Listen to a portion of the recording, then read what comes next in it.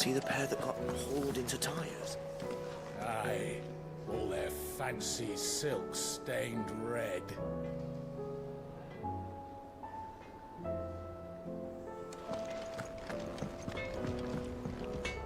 Trouble with your gear, or what do you want?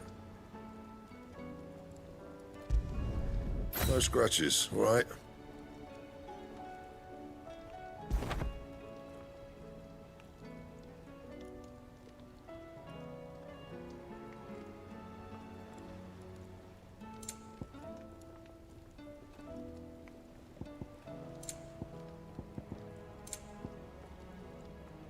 Anything else?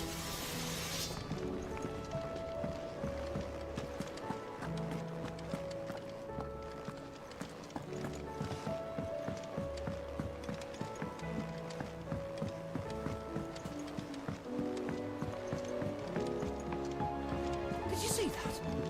Tell me you saw that.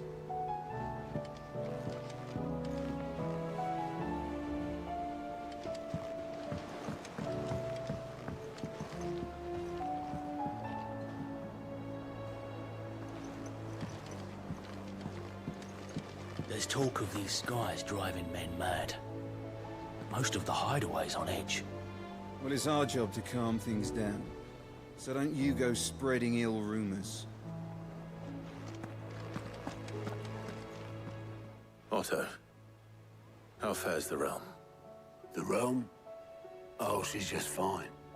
As long as you look past the fat storms out mother crystals and her skies are a roiling cesspit.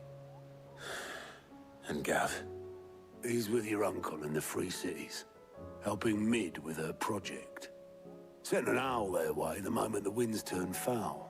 Still waiting on a reply, though. Do you have any good news? Well, that depends on your definition of good. All right, fine. What do you suggest we do? Oh, no, I'm just a messenger. I leave the scheming to those more suited to the task. Could be that Lady Vivian and Old Tomes have their own thoughts on the current state of things. Could be that they don't. It certainly can't hurt to ask. I suppose not.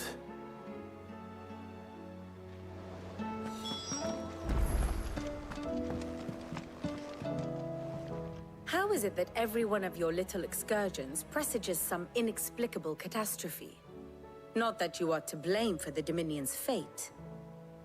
No one could have predicted the actions of the Crown Prince. I'm sorry I couldn't save your home. My countrymen are stronger than you think. A few toppled clock towers won't break their spirits. They'll be back on their feet in no time. I hope so. Look at us. Bluer than a pair of bog crabs. Tempting though it may be, sulking will not help us find a solution to this mess. You believe there's one to be found? I don't know. But I am certain we're more likely to find it if we first examine the facts.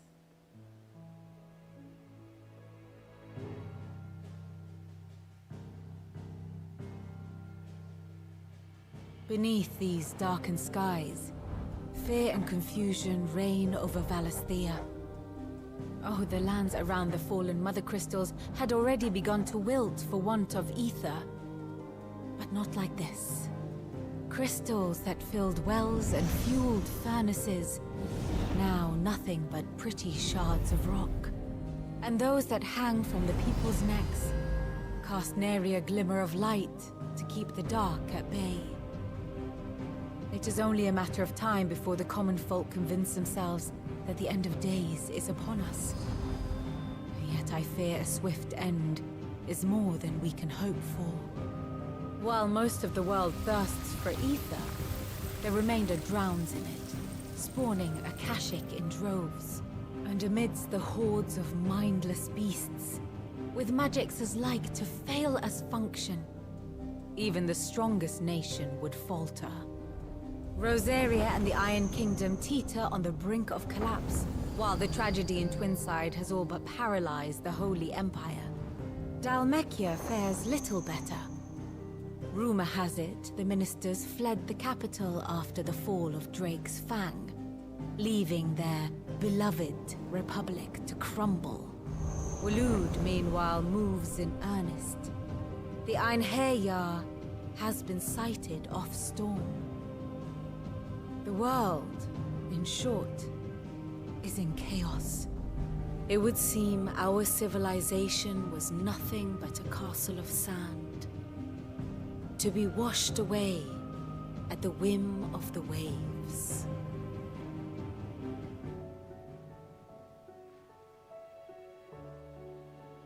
A castle of sand. Not my best flourish, but it seemed fitting. The reports I've received are considerably more blunt in their appraisal. Without the protection of their nations, it will fall to the people to defend themselves against those who would take what is theirs. Which is only ever going to end one way.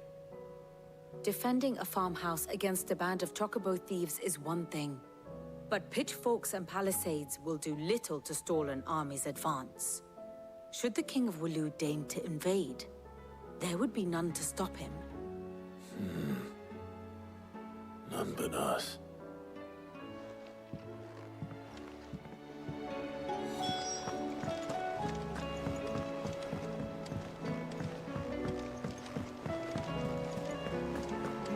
There's barely been a shipment in since the skies started boiling. A few more days without a visit and we'll have to start eating the blankets. Brothers, save us. Might be hard now there's only one. Then we're all doomed.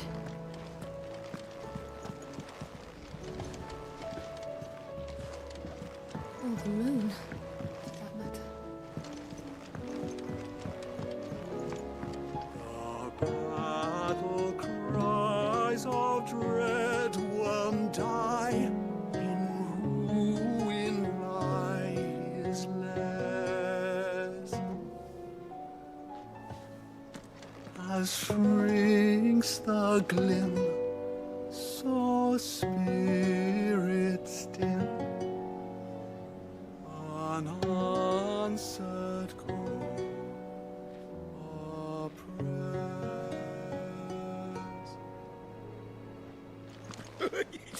Ivan's newest dish is a...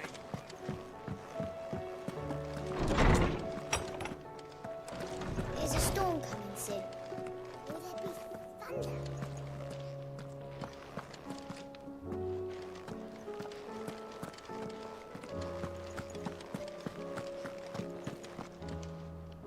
Let me guess. You're here about the skies. Is there anything you don't know, Lawsman? It doesn't take a court astrologer to augur the obvious. As for what has disturbed the heavens, that, I believe, is a question the Fallen might be better placed to answer than I. And on the 6th day did the gods tear the sun from the firmament, visiting darkness upon their prideful sons and daughters. But I dare say you remember your childhood lessons on the sins of Zemeckis only too well. You think they're connected? That Ultima was one of the gods responsible? Well, he has certainly exhibited powers that we mortals would associate with the divine. There is nothing divine about him. But he wouldn't be the first god of whom that could be said, now would he? Yet for all the fairy tales that tell of the sins, there is almost nothing in the way of actual historical accounts. Had I the Journal of Moss the Chronicler, I may have been able to tell you more, but alas, I fear all remaining copies have been lost to time. You will forgive me, I hope? Certainly not. Because there is nothing to forgive. Even without this journal, you've provided us ample wisdom. And we will always be grateful for it. Perhaps Otto will be more inclined to share his thoughts when he hears what the others had to say.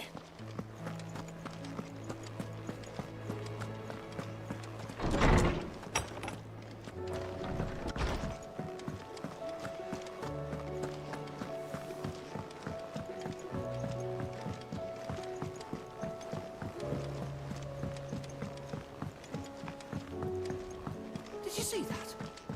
Tell me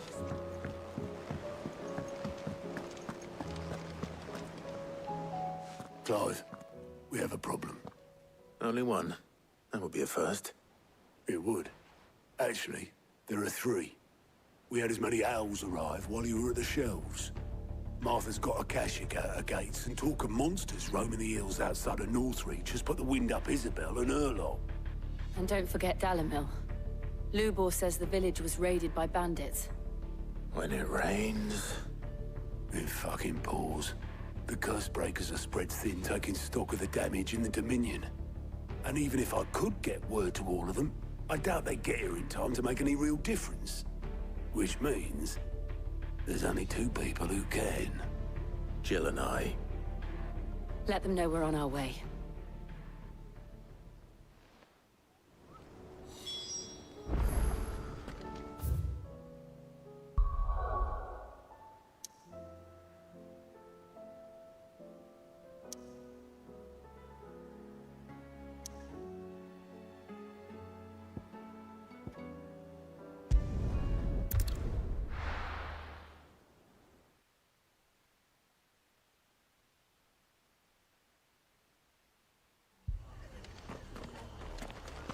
The Akashic attacked us out of the blue.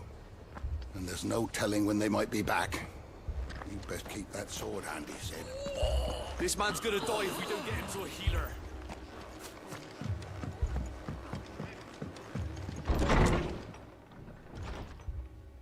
Martha.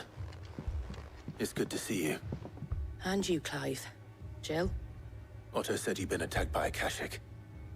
What exactly happened here? Those skies are what happened. Not long after they fell dark, we had our first visit. There were hundreds of them. Tried to storm the hill.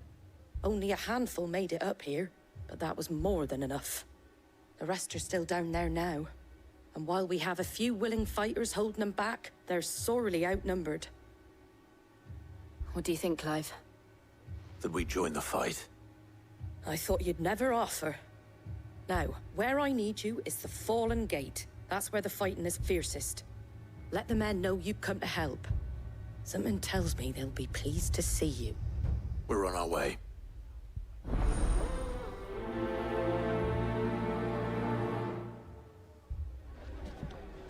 Do you think there are as many as Martha says? More.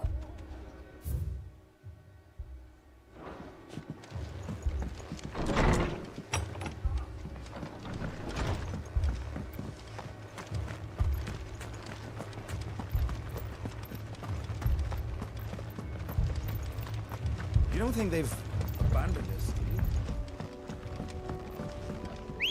you?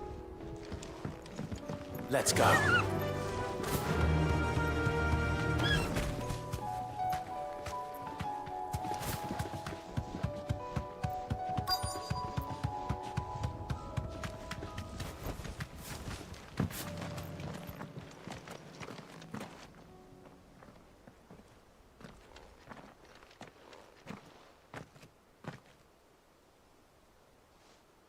Clive, wounded. We deal with the Akashic first.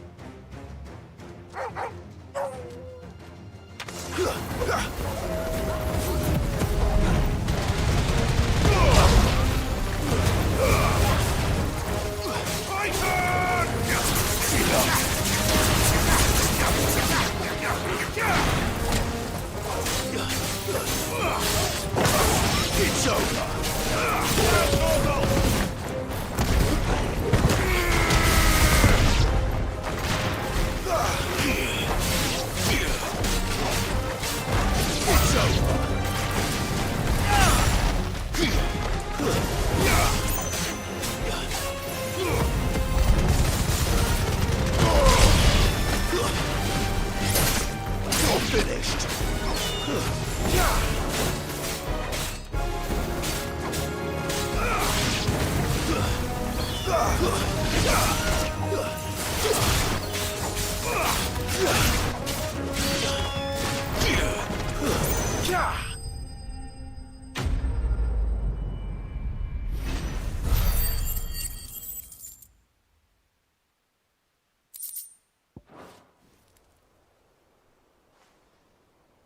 These men don't have the look of hired swords.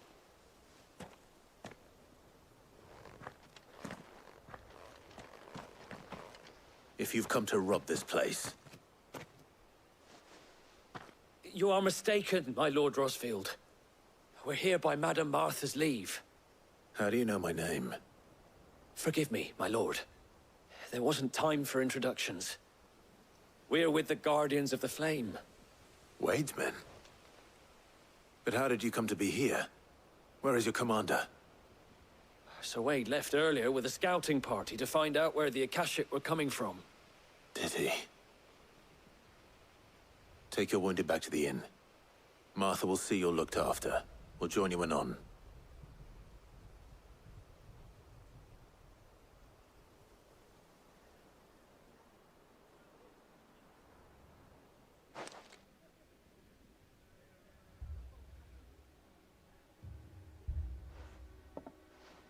And to think you took them for thieves. A fine reward for holding off the horde, that is. When did Wade and his men arrive? Not long after Rosalith fell. The Guardians asked me to shelter some of them that had lost their homes. They were making ready to leave just as the skies turned, and we agreed it was best we stuck together. Martha! Trouble! The scouting party's almost at the lift, but they got a pack of Akashic snapping at their heels! And they got wounded with them! They're not gonna make it! Damn it all. We'll worry about them, Martha. You look after everyone here. If any can still fight, send them to the lift. I will. You two be safe now.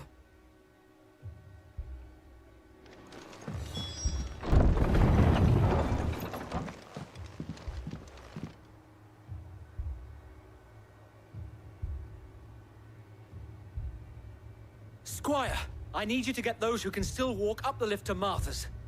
But what about... I didn't ask, Oscar. Sir. Sir Wade. Lord Rosfield. If you aren't a sight for sore eyes. Martha seemed to think you might need some help. And by the looks of it... We thought we could sneak by them. But we didn't know there would be so many. How could we have? Behind you!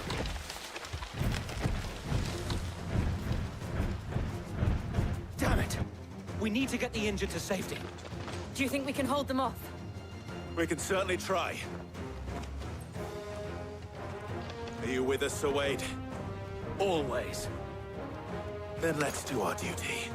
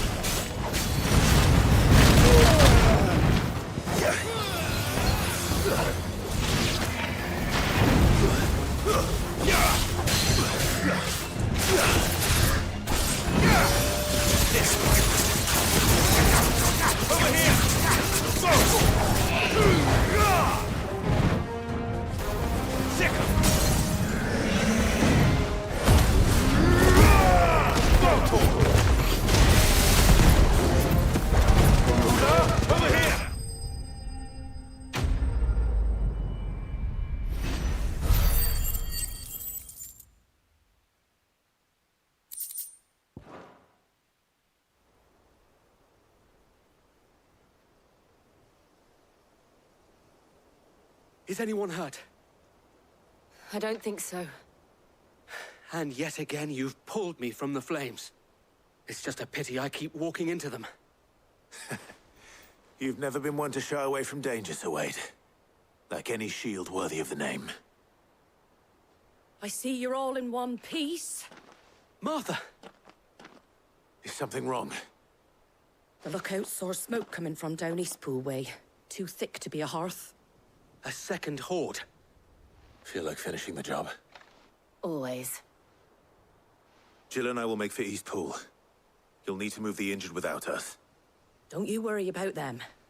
The moment my men are safe, I'll follow. Good luck.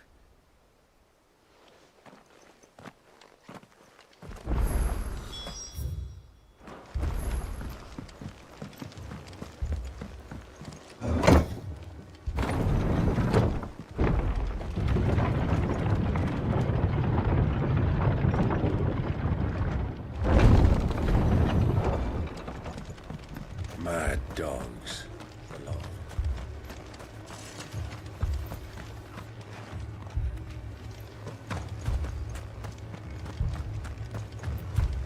Thanks to the Akashic, all of the men are either on watch, readying for the next attack, or confined to their sickbeds. All while my bed remains as cold and as empty as those demons' hearts.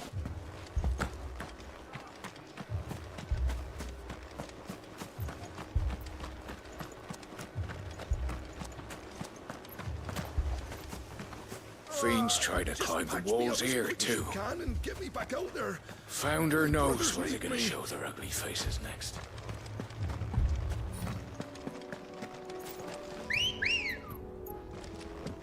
Come on.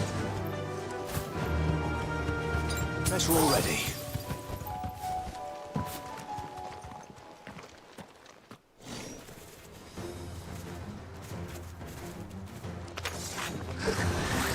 They're headed for the rest. We have to slow them down. Martha and the others won't be ready.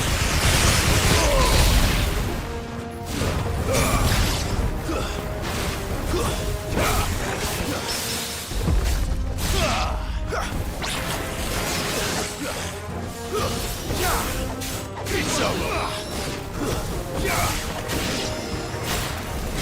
Hold on. Kill.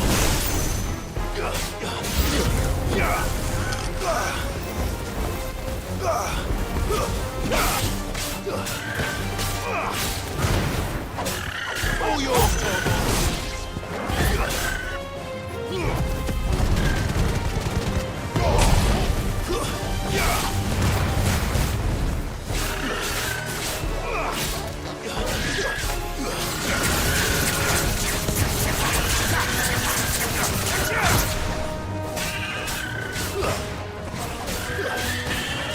It's over.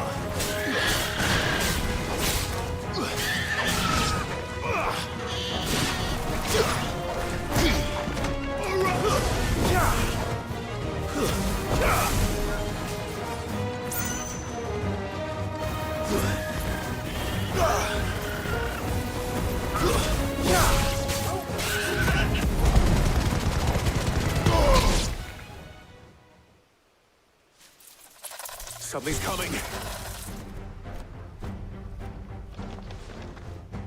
Apologies, my lord. Did I miss anything? Only the first round, Sir Wade. Shall we?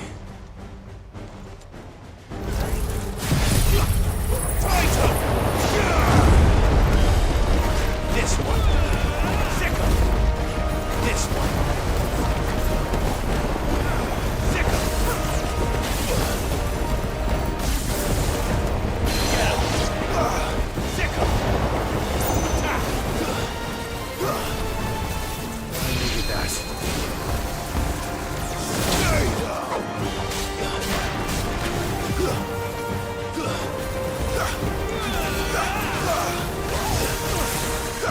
Let's try.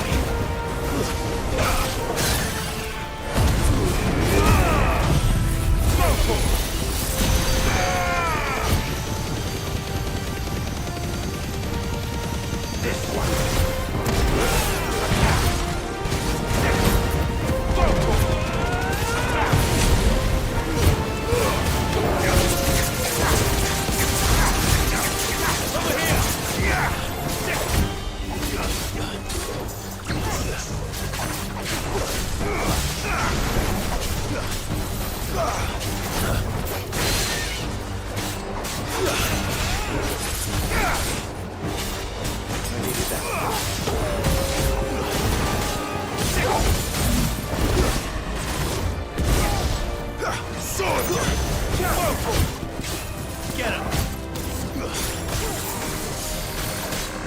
Nice try.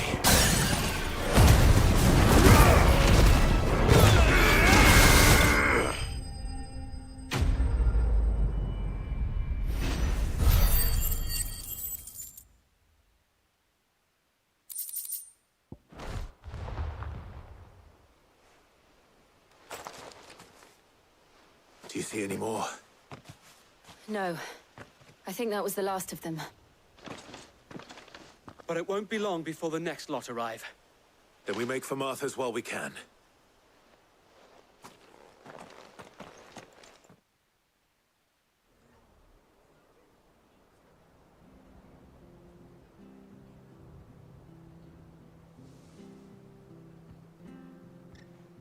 What did you find out there? The same as Sir Wade. Scores of Akashic. Well, wherever they came from, they're gone now. Our lookouts say the lowlands are clear. Hopefully we'll have enough time to lick our wounds. How many of your men were injured? A damn sight less than if you hadn't turned up.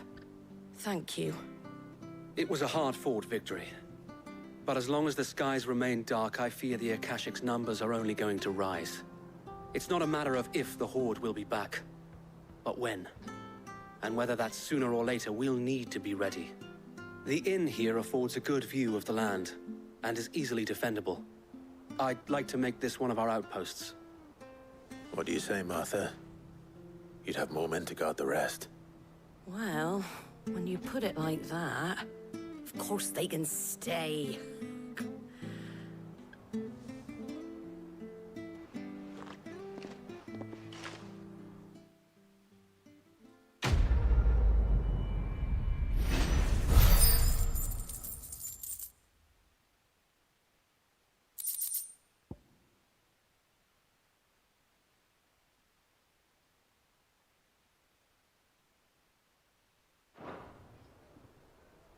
My lord, there's someone I'd like you to meet.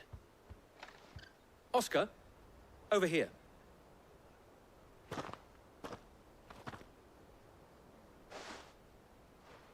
It is an honor to make your acquaintance, Lord Rossfield. I am Oscar. Oscar of House Murdoch. Murdoch? I wasn't aware the Lord Commander had children. Oh, he didn't.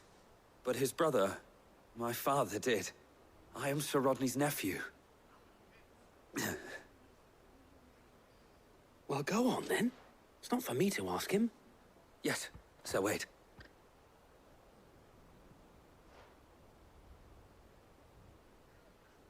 If it please you, my Lord Marquis, might you take me as your squire?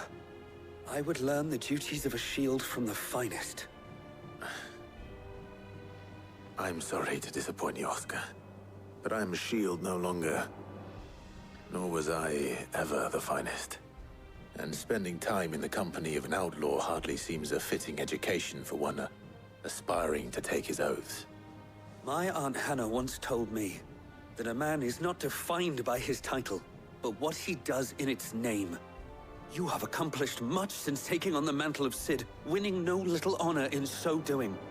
And I would sooner serve under an honorable outlaw than an unworthy shield. Not that Sir Wade and the other Guardians are... I mean to say that, they're... It's all right.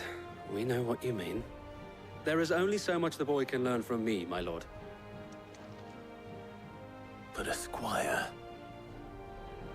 Would that really be so bad? You were a squire once.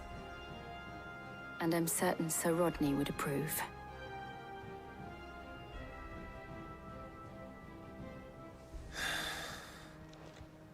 Know that I'll show you as much leniency as your uncle showed me. I would not have it any other way.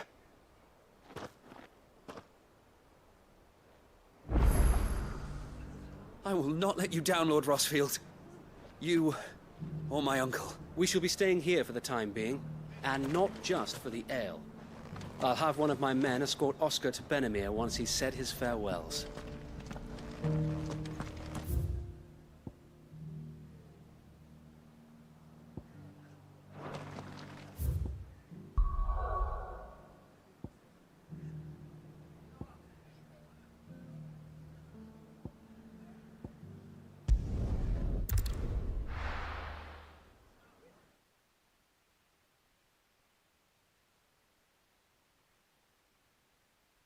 First we find Isabel.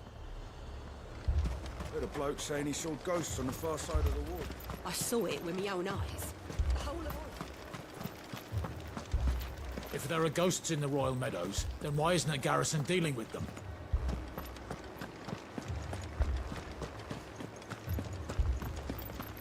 Four left for more on the captain's orders.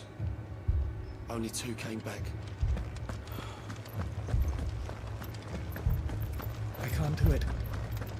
I can't fight those things. But you can. And you must. For me. For us.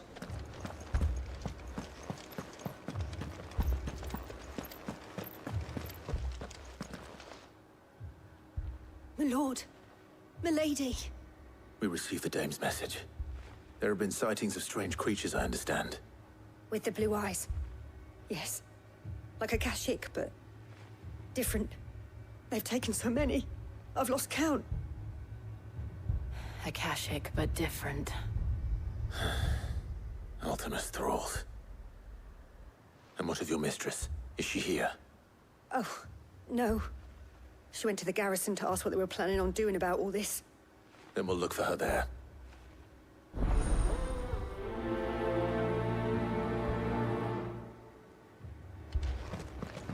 More arrived from the capital this morning. I know. They could hardly stand.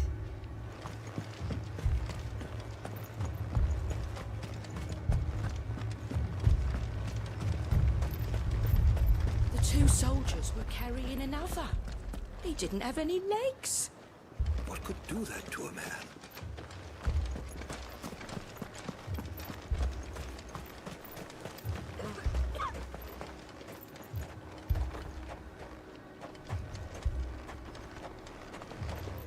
Madame, please! Half the garrison's been slaughtered by those things. We lost the captain this very morning. We've tried requesting reinforcements, but there's been no word from the capital or the Dominion in days! What more would you have us do? I would have you do your duty. Those at the Vale look to me for protection. And protect them I shall. Because they are my charges, and that is my duty. In case you have forgotten, the people of this town are your charges. But more than that, they are your people. Your sisters, your brothers, your lovers. So you have a choice. Lay down your sword and watch as they are slaughtered, or take it up and do what is right. She speaks the truth, you know. This here, it's all we have. It's all that's left. What we have left is our lives!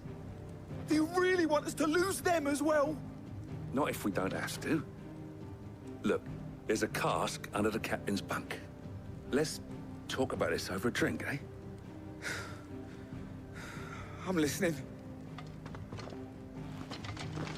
I'll have a word with him.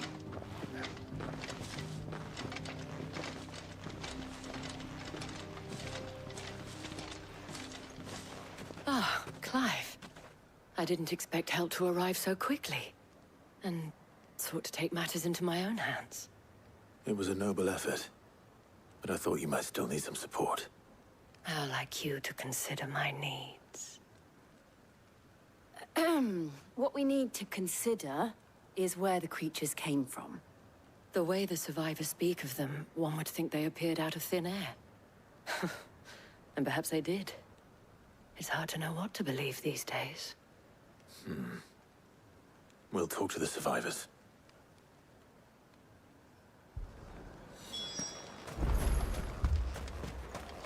That thing, it took off the captain's head.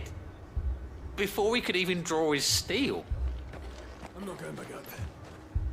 You hear me? Fuck this! Did you see the creatures that attacked you? Creatures?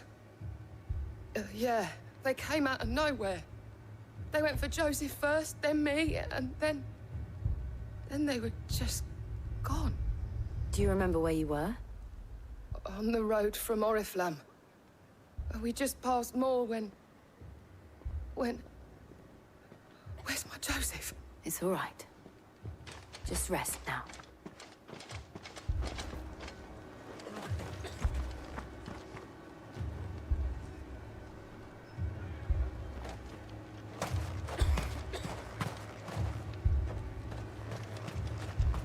It's all right. Give me your arm. My family. They're still in the capital. I'm sorry, darling. I truly am. You're a pikeman, yes? What happened? I've got family in Moor. I heard the flood was spreading, so I went to see if they were all right. And a pack of them glowing things found me in the meadow. I ran for my life.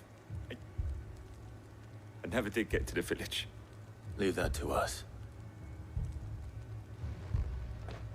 At least we have an idea of where the thralls might be now. We should head for more.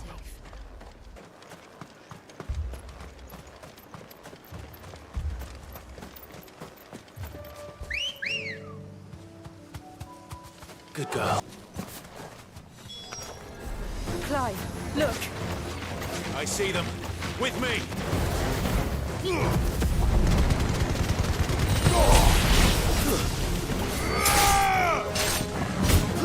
Get him! Get him!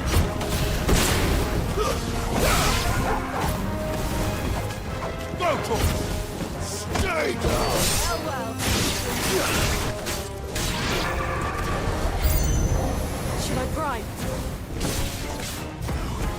Save your strength.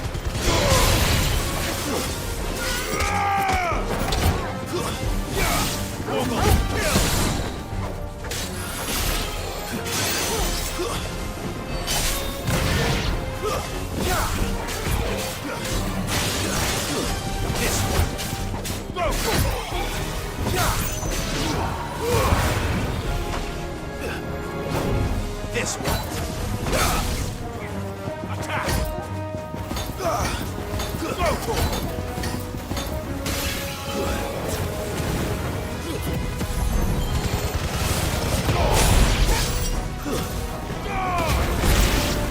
This one.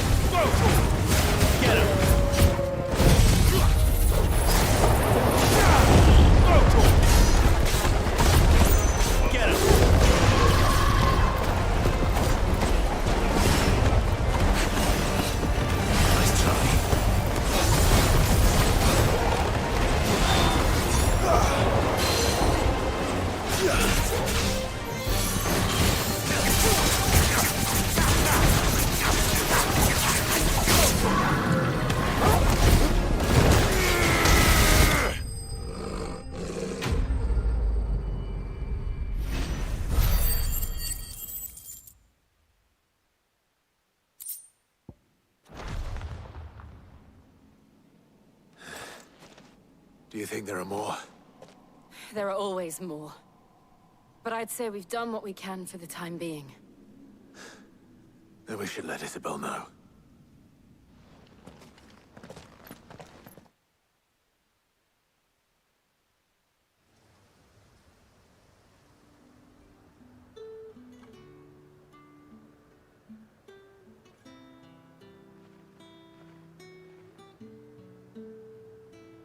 You have the town's thanks.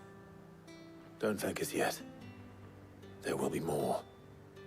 Many more. And you'll need to be ready for them. Oh, we shall. Isn't that right, Captain? Yes, milady. The garrison will be ready. Philippe here has convinced most of the men to remain at their posts. For now, at least. Hearing that the Dame would look kindly on any man who committed himself to the task certainly didn't hurt. It's not the most selfless of motives, I'll admit. But whatever it takes, eh? Now me, I never needed convincing. I became a soldier to protect the people I love. And the people I love include the ones standing before me. Handsome and chivalrous. Now, if you don't mind, I have sentries to post. Milady.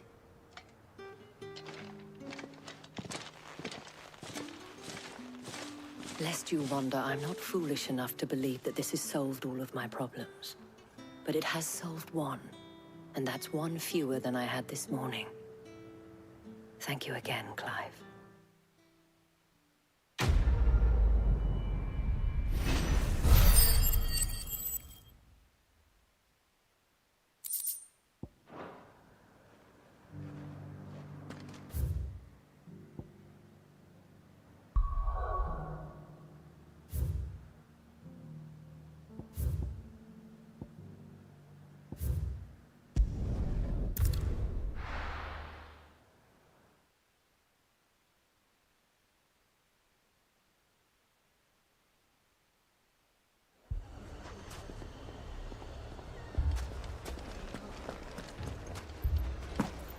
Poor bastard. Couldn't run because of the weight of his load. Still, better a branded than one of us.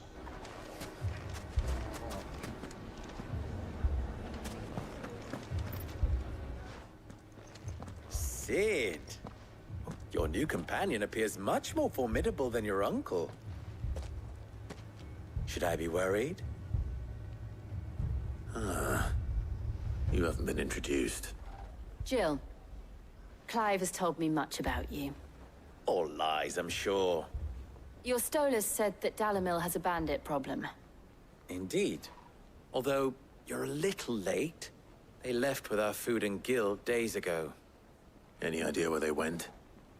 The desert's a big place. Your guess is as good as mine. But the fact is, I have more immediate concerns. What did you say to me?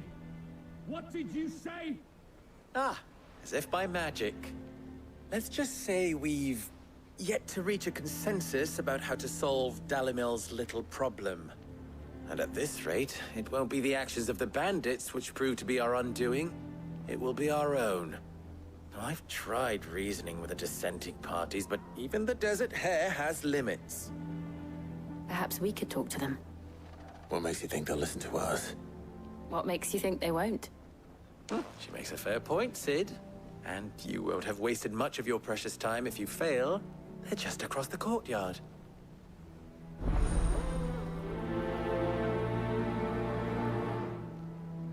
Suppose we just follow the shouting.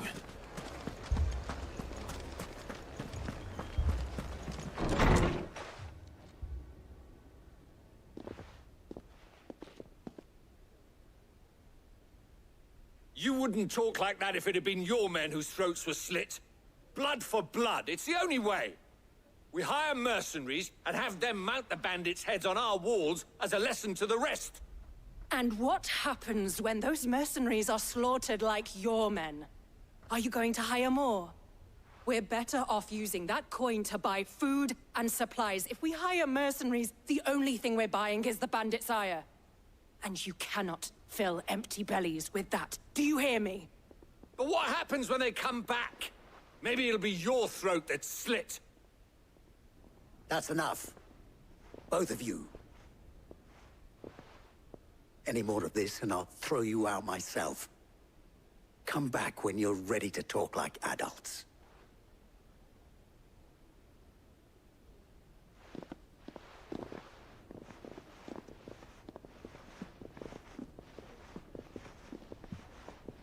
Victor. What's he doing here?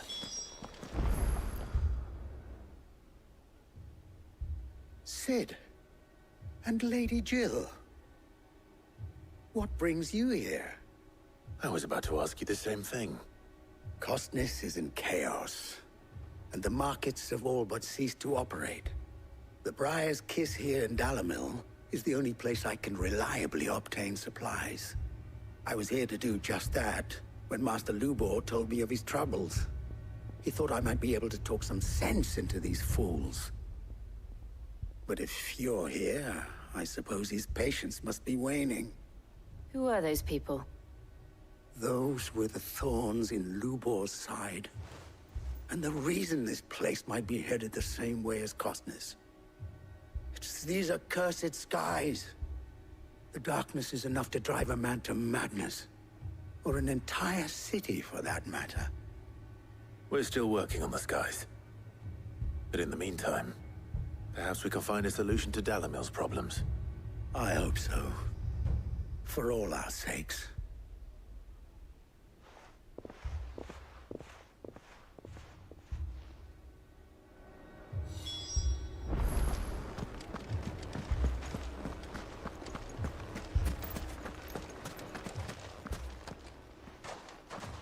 So, you see my predicament? What I saw was a room full of people who were angry and afraid. And with good reason by the sound of it. But if left to smolder, that anger and fear could set the entire town alight. My thoughts exactly. What to do? Both sides wish to protect their homes and livelihoods, if only they could agree on how. But as long as they are divided, we are vulnerable. And if there's one thing bandits like, it's an easy target. What would Sid the Outlaw suggest? Well, if it were my namesake, he'd let them choose for themselves, and be on hand to pick up the pieces when it all went wrong. That sounds like a recipe for disaster. A recipe for disaster is precisely what it is. But perhaps that realization would be enough to make them question the ingredients. While it's plain neither Conrad nor Natalie will countenance the other's proposal, it may still be possible to make them doubt their own.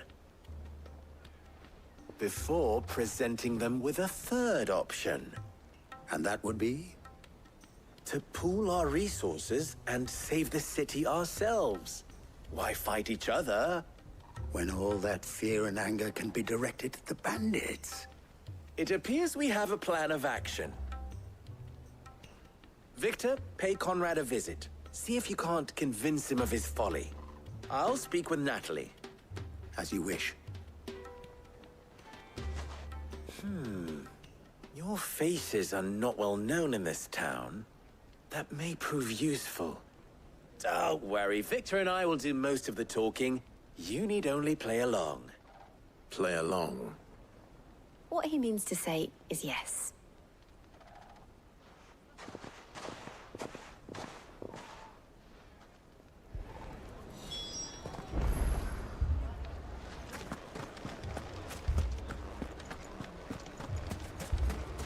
Picture it, Conrad.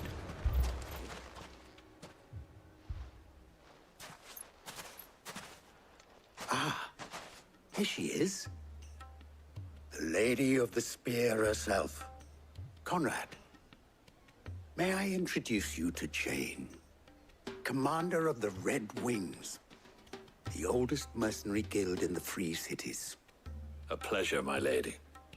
The pleasure is all mine. As I told you, I summoned the commander here from Canver to inquire about a contract. Victor says you told him no. That there aren't any men left to hire. Is that true? True as the crystals cracked. Nobles came and claimed every last one worth his salt. And not just from us Red Wings. You know of the 7 high houses. There must be 2 swords assigned each one. Granted, we have a few boys left. If it's boys you're looking for. Well, Conrad, are you saying that Dalimil's finest cannot defend this town better than a gaggle of unblooded striplings?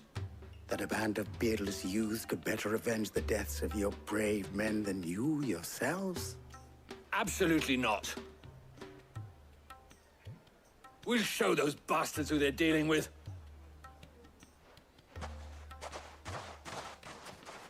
I can't believe that actually worked. Conrad's not what you called the brightest candle in the crypt. And there's a reason why I had you do the talking and not Sid. Well played, my lady.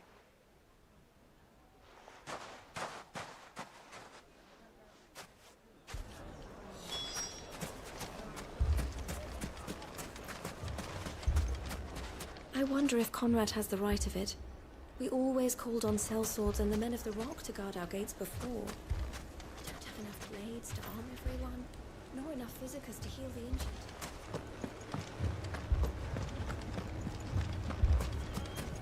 My shop.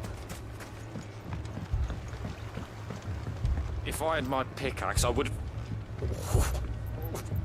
Don't get yourself worked up. You need rest. I mean, it may still be possible to buy something, and we may yet be allowed to keep it. Yes, but... All this after the last sellswords we paid for proved themselves such reliable souls. You'd have us throw good gill after bad. Ah, here he is now. Natalie, allow me to introduce Lord Underhill of Randalar's prestigious League of Merchants.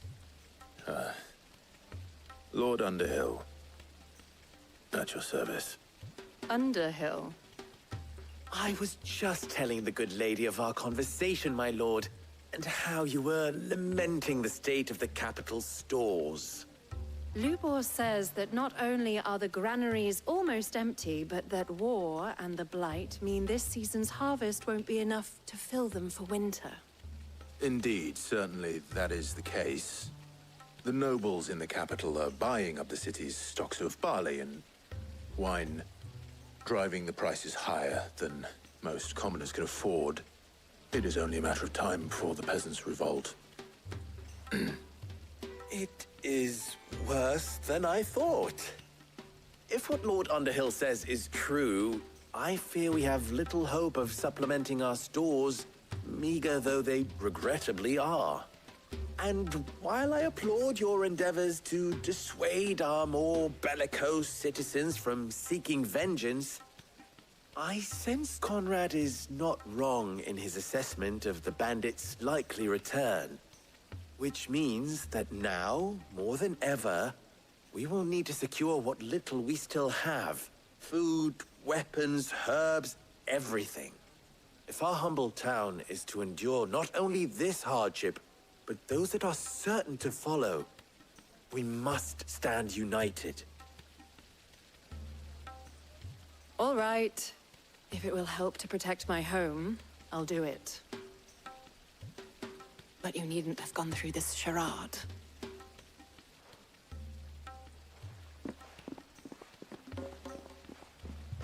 Thank you, Clive.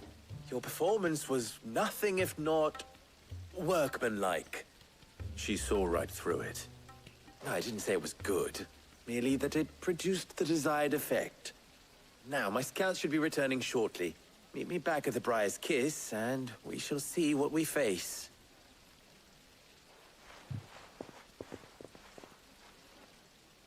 I'm not convinced our roles in this ruse were entirely necessary.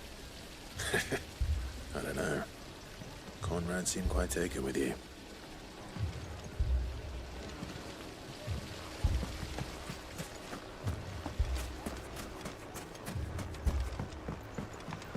Mummy, I'm scared. What if the bad men come back? It's all right. We're all right now.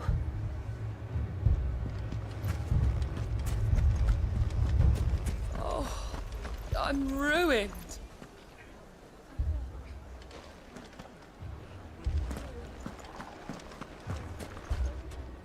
Good news, Sid.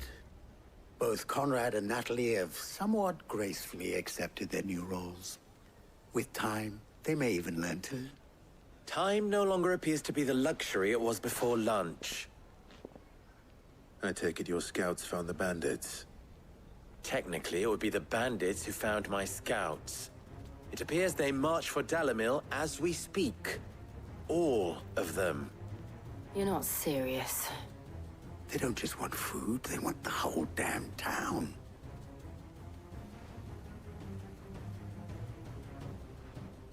I have a favor to ask. I'm told the bandits march in two groups, one from the south and one from the desert, in a move doubtless intended to stretch our already gossamer-thin defenses. Very well. Jill and I will meet those from the desert. But what of the rest? The rest, my friend, the city shall fight. Together. The stakes, I concede, are high. But if this does not unite Dalimil, nothing will. That is a lot of faith to put into those who had their hands around each other's throats but a moment ago. Then it will be for us to see that their hands are kept occupied. And I do mean us. I thought you might say that. We'll hold them off for as long as we can. And we will do the same.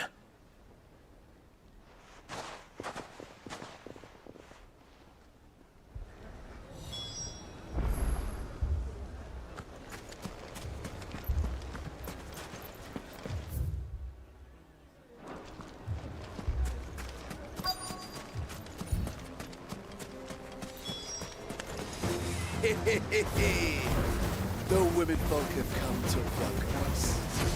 I'll take that one. He's all yours.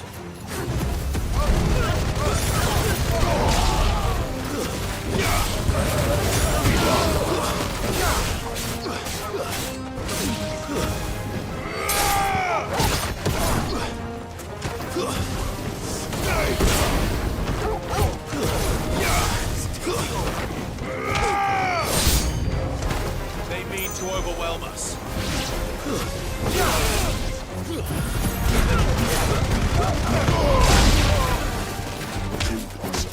All yours, Torgal.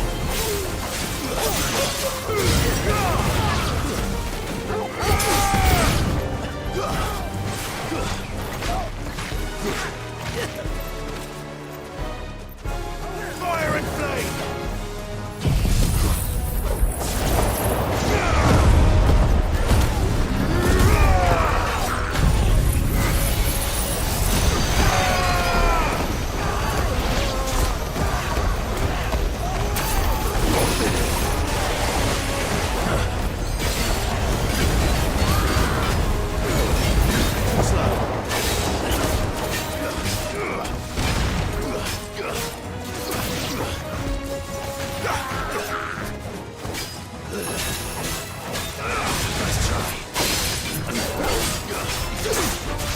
This one.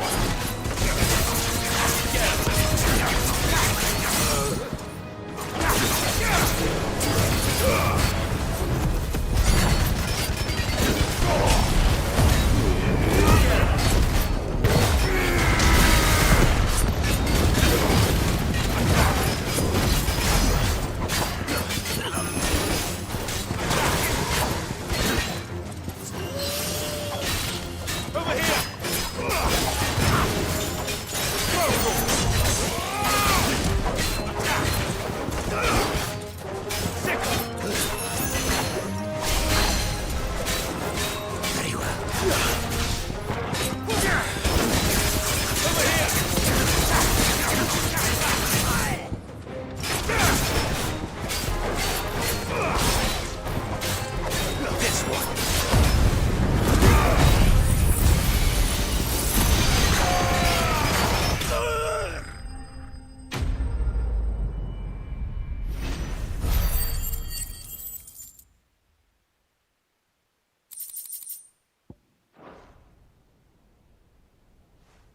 The townspeople. Could they have held out? I don't hear any fighting. What do you think? That we should hurry.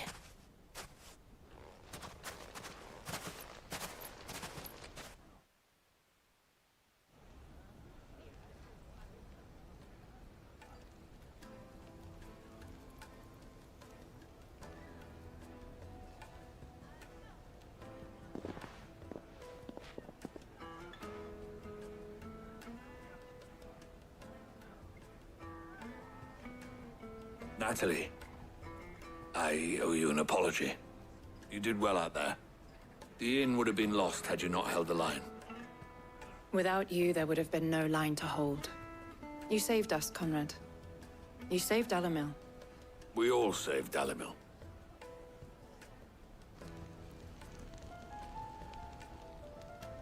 Conrad seems to have had a change of heart. I'd say they both have. I take it from your presence that our visitors from the desert won't be joining us either. Pity. The plan worked, Sid. Granted, it only took an army of bloodthirsty bandits at our gate. Calm now, Victor. Why quibble over the details? We are united, and that is all that matters. As for you, Sid, you fight considerably better than you act. I'll take that as a compliment.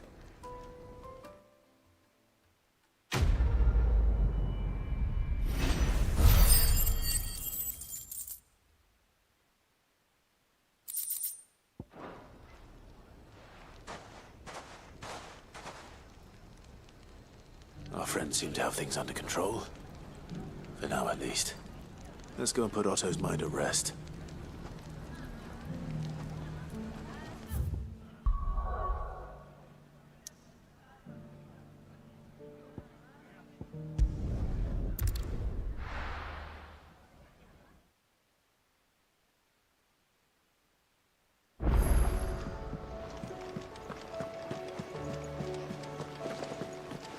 Did you see that? Tell me you saw that.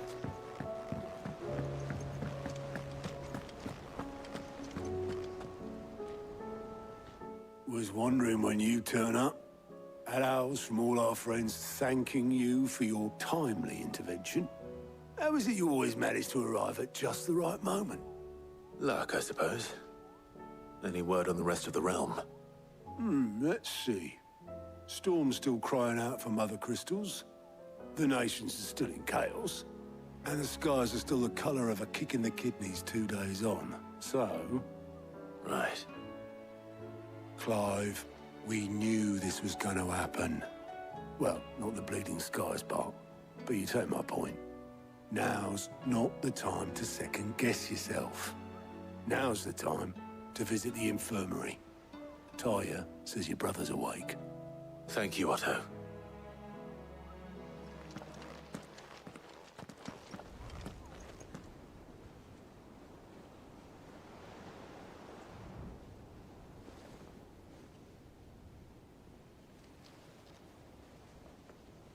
So it was not Sylvester, but Olivier who served as Ultima's puppet.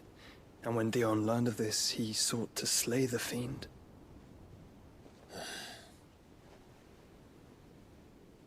Only for his father to take the spear that would have freed him. Enough to drive a man to madness. Small wonder he hasn't stirred. I would be afraid to wake. Had I but reached out to him sooner, warned him of the threat Ultima posed. But now, both an empire and her prince lie broken. Joshua, what do you know of Ultima?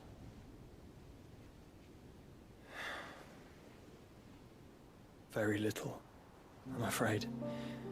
Despite my best efforts. 18 years ago, as I lay buried beneath the rubble of Phoenix Gate, it was not death who came for me, but another. And it was while in my rescuer's care, I first heard of Ultima. I've been chasing his shadow ever since. Ultima is driven by some deep, dark purpose, and for whatever reason, it would seem you are crucial to his designs. He will stop at nothing to have you. Even if that means toppling an empire. But why me? What possible use could I be to such a creature? That is one of many answers that have eluded me. Yet, I am certain of this. It is not mere chance. You were chosen for a reason.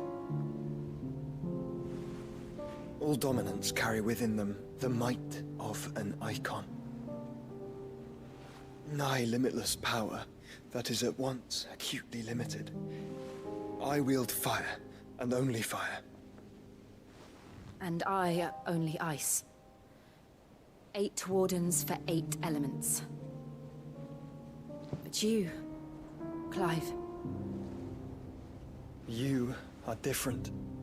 You're special. Your abilities begin with the flames of Ifrit.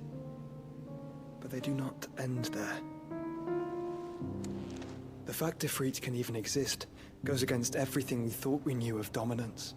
Perhaps Ultima has been waiting for one such as you, whose potential is truly limitless. I've encountered that thing several times now. If it or he, as you say, needs me, why hasn't he claimed me as he did the boy? Were I to hazard a guess, I'd say the two of you are somehow incompatible. His mind not properly attuned to your body. His mind? Mind, awareness, spirit, call it what you wish. But I believe Ultima to be an embodiment of the concept. This is why I struggle and fail to contain him here inside me. I'm sorry. Inside you? With every setting sun, I feel my strength wane. And though the Phoenix's flames mend the prison I have made for Ultima, they do so at a cost. We must find a means to bring an end to him before I meet my own. What were you thinking? It was that or let him take Clive. And I've always had a soft spot for my brother. But that doesn't mean you should sacrifice yourself to save me.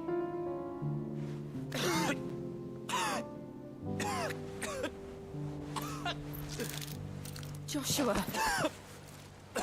Clive! It's Gav! There's an army of Akashic at the gates of Canver.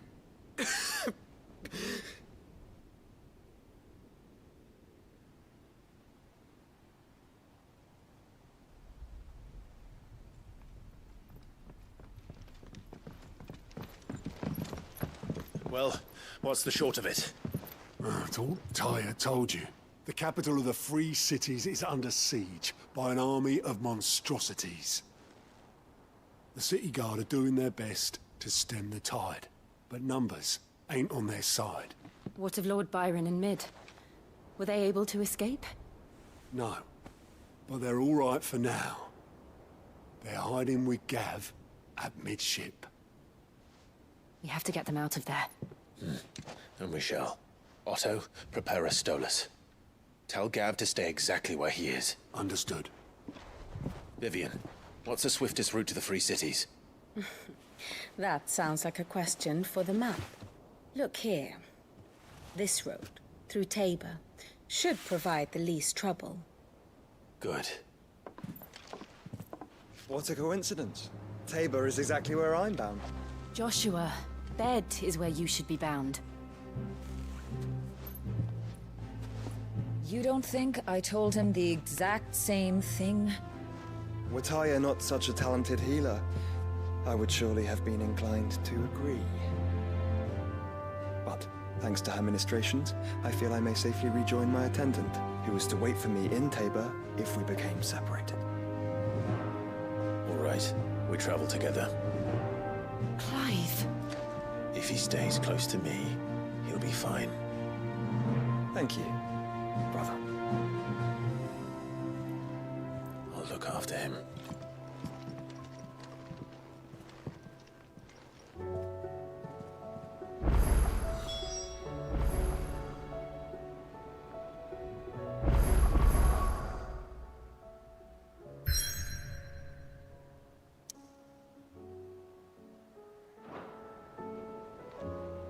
My attendant was with me in the Dominion before I primed. She would have watched the battle unfold and witnessed its outcome. I trust you'll be waiting for me in Tabor, where I can finally introduce you. You know how I feel about this, but your brother's stubbornness knows no bounds.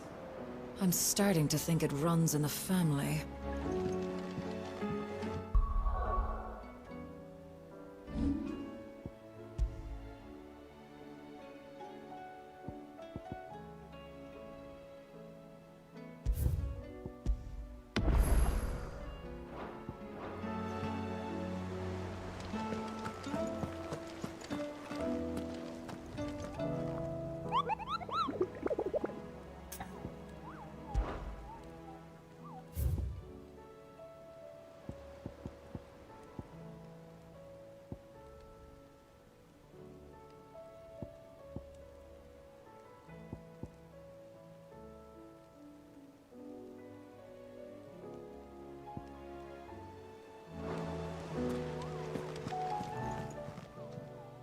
Welcome to the Patron's Whisper.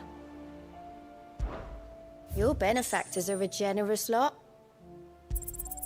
All yours. Best of luck out there, Sid. Fancy a look at the list, do you?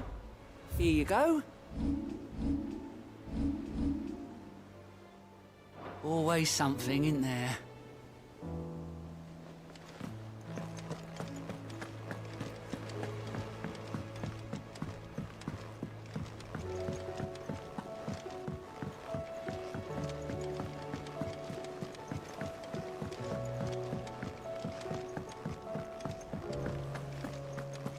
Seems the hideaway.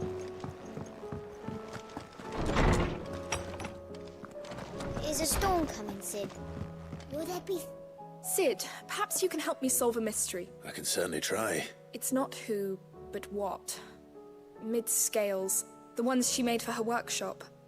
I borrowed them to teach the little ones about weight, and shortly after the lesson, well, they vanished. My first thought was that they'd taken them off somewhere to play, but when I asked, they swore they had nothing to do with their having disappeared. Which almost certainly means they had everything to do with it. Perhaps a visit from Sid will jog their memories. I think it just might. Thank you. I don't like to imagine that my pupils would lie to me. But if they have, I'll have no choice but to discipline them accordingly. They were in the atrium when I last saw them, as always.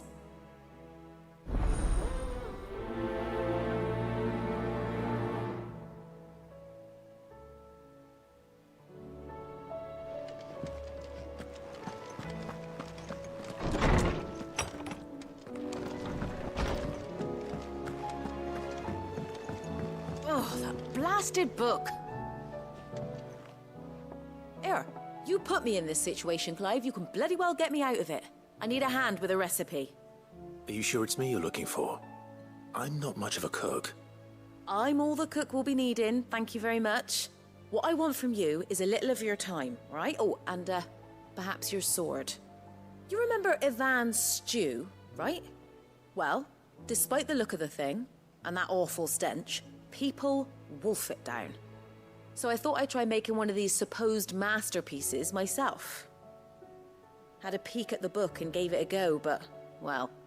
It wasn't as straightforward as you'd hoped. Ivan had the same problem. Yeah, but this is my blooming kitchen, and I will not be outdone. So if you don't want to be seen as playing favourites, I suggest you lend me a hand. I've never been one to play favourites, Molly. And I would be only too happy to lend you a hand. So, what's on the menu this time? A fried mortress of skyworm. That's one heck of a name, innit? Recipe seemed easy enough to an old hand like myself. Thought I'd followed it to a T. Only, turns out skyworm livers and drake's mint are not what I thought they were. At least I hope they're not, given the rancid mess they made. Ivan said the recipes in the culinary pilgrimage date back centuries. Who's to say the ingredients even exist anymore? Wow. That's a question for a scholar, wouldn't you say? Perhaps you know of one? Kindly old fella who haunts the shelves, maybe? Fine. I'll go and speak to Harpocrates. Perhaps he'll know something. And if he does, I'll see if I can find your ingredients for you. You do that. Lest we forget, you've got a reputation to uphold.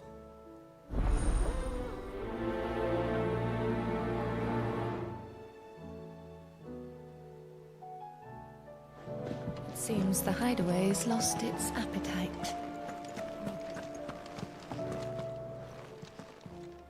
Still alive, are ya? Coin purse weighing you down?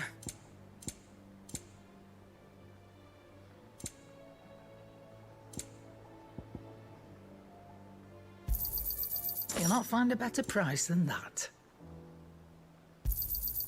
You're rubbing me blind, you know. It'd better all be here.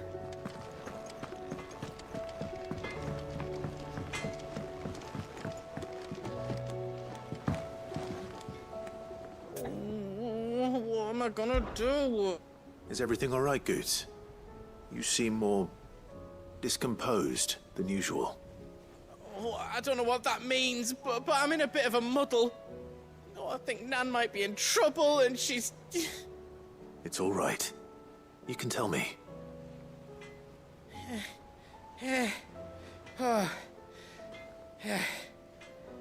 There was a trader came by. One of our usuals, like. Said he'd heard some rotten rumours about her down Dalimil Way. Folk are saying she's been selling to bandits and cutthroats and that. I mean, she's fond of a chance to make a coin or two, aye, but she'd never do business with baddies. Especially not the kind who go hurting people who haven't done out. I wanted to ask her about it myself, but I'm scared she'll give us a tongue lashing. She'd never give your tongue a lashing, though, would she? Don't worry. I'll speak to her. Oh, thanks, Clive. You'll let me know what she says, won't you? Of course. I'm sure it's all just a misunderstanding.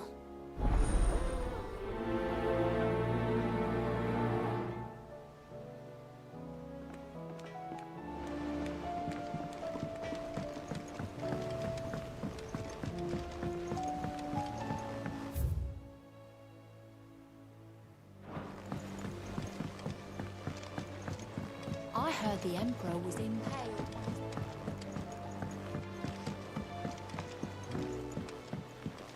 We're all gonna die! You hear me? The Akashic are coming and they won't stop until they've slaughtered every single one of us! How do you suppose they'll manage that? You ever seen one of the blue bastards? What do you reckon we should do? I say we should just tell Miss Shirley. You'll get us all straight. I'm telling you, I can fix them.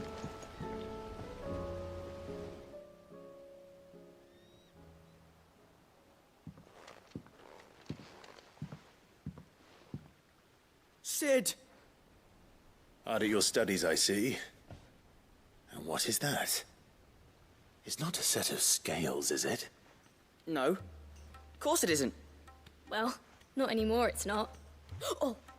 And just how long hasn't it been one? We're sorry. But we didn't break them. We dismembered them.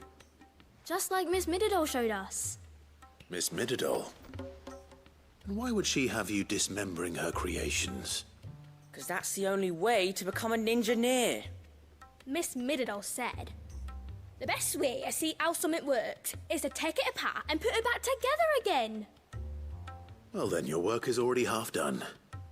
Carry on. About that. The taking apart was easy enough, but it's the putting back we can't work out. Speak for yourself. The heavy thing goes at the bottom. Then...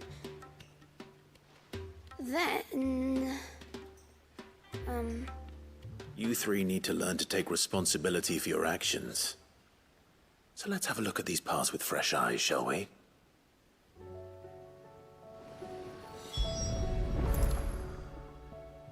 All right. Everything here was once part of Miss Mididol's scales. Every piece has its own role to play, and each is just as important as the others. If even one of them is missing, the scales won't work. So let's think about what those roles might be. You already know one of the pieces. The body. Its role is to support everything else. But what of the others?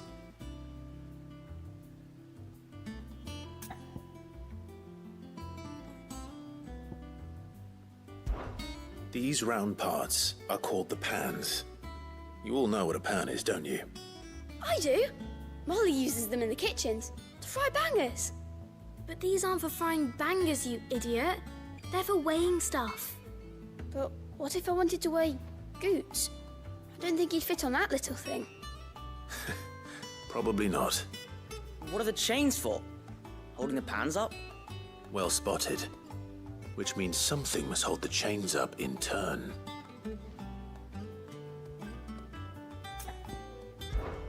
This is called the arm. Why do you suppose that is? It doesn't look much like an arm. You're right. It looks more like a wing. Like a chocobo wing! You've ridden a chocobo before, haven't you, Sid? Will you teach me to ride one day? I'll think about it. Now, what do arms do? Hold things. So wait, maybe this arm holds things too? Good thinking. You're on the right track.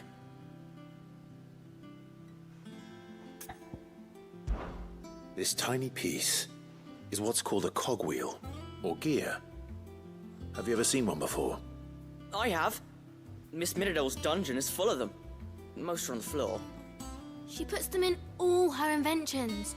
They spin round and round and round and round and... That's right. They're very useful when you want to make things move. Do you remember if there was anything on the scales that moved? I remember the arm moved when I tried weighing an apple. And then somebody ate it. Not my fault. You shouldn't have tried weighing it before lunch. You know what part's supposed to move and how it's supposed to move. So, let's put the pieces together first, see what doesn't move, and then stick the cogwheel to that. Not a bad idea. You see? It's not so difficult. So, now that we've taken stock of the parts and learned what they do, what do you think? I think we've got it. Then here's what we'll do. You tell me what goes where, and I'll put the scales together. Well, obviously you need to start with the body. All the other pieces fit onto it, don't they? And the arms go on the body, just like real arms. Or wings, if you're a chocobo. And then the arms hold the pans by the chains. Very good. Let's see if that works. Ah, all finished.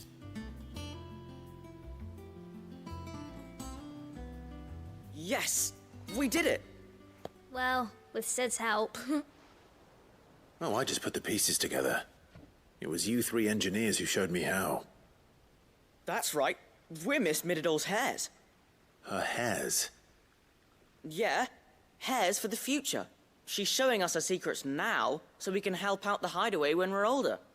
What do you think, Sid? Are we almost ready? With a little more help from Miss Mididole and Miss Shirley, I'd say it won't be long at all. You hear that? It won't be long.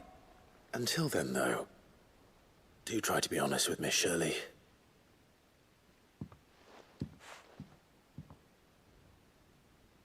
Hey, look! We never used the cogwheel. You don't think Sid forgot about it, do you?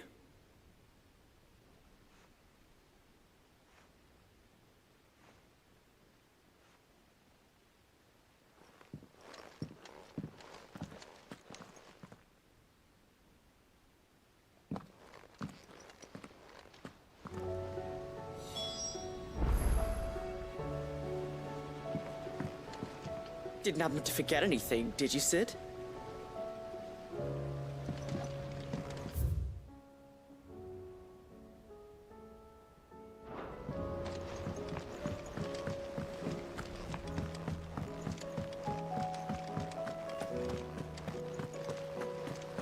The girls here can have Otto and Gav and Gareth and Cole and all the rest. My heart beats for another. Now, if only Lady Taya would let me into the infirmary to see him.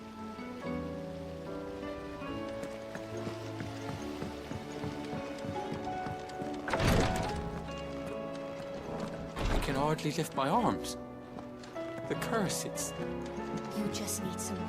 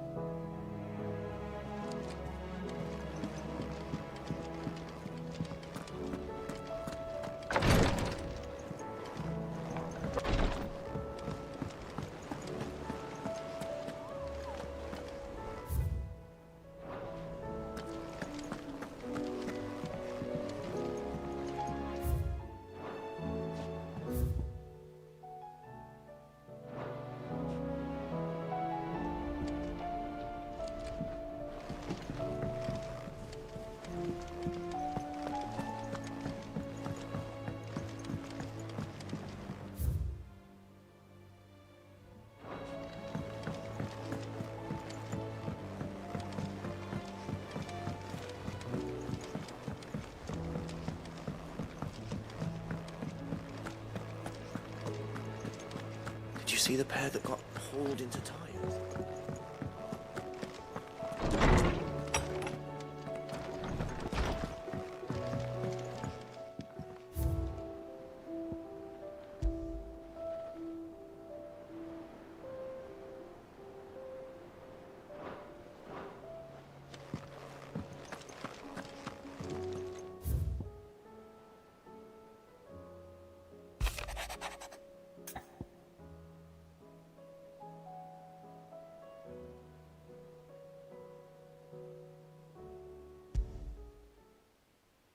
Rutherford.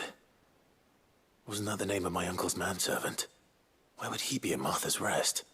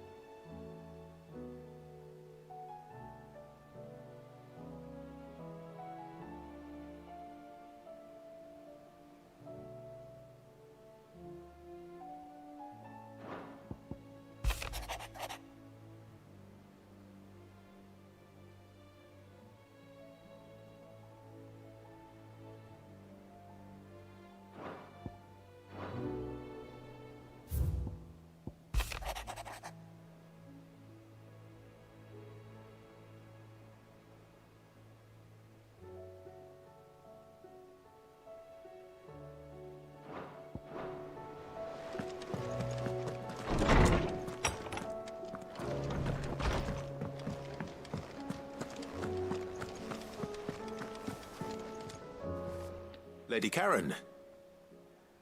How's business? Not nearly as foul as the weather. You're doing good trade, then? Both in and out of the hideaway? Can't complain. Wait. What exactly are you getting at? Not once in 5 long years do you pay my affairs half a care. But here you are today, raking me over the coals like a bloody popoto? Just asking. Out of interest. All right. I'm here because I was told that certain rumors have been circulating. About you selling weapons to brigands. Oh, are you? And who was it who knows me so well as to tell tales of my evil exploits? I didn't exactly hear firsthand. All I know is that someone in Dalimil has been spreading word to that effect. And what? You believe it? You think I'm profiting off the blood of innocents, do you? Look, I've done things I'm not proud of. Might be there were a time when I turned a blind eye to the wretchedness of the world so I could line my pocket. But that woman is no more.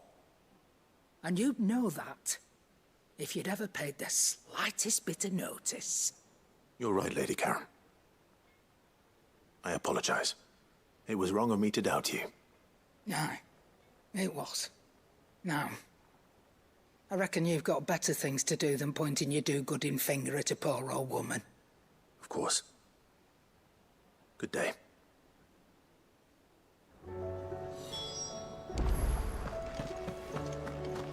Seems the hideaway is lost.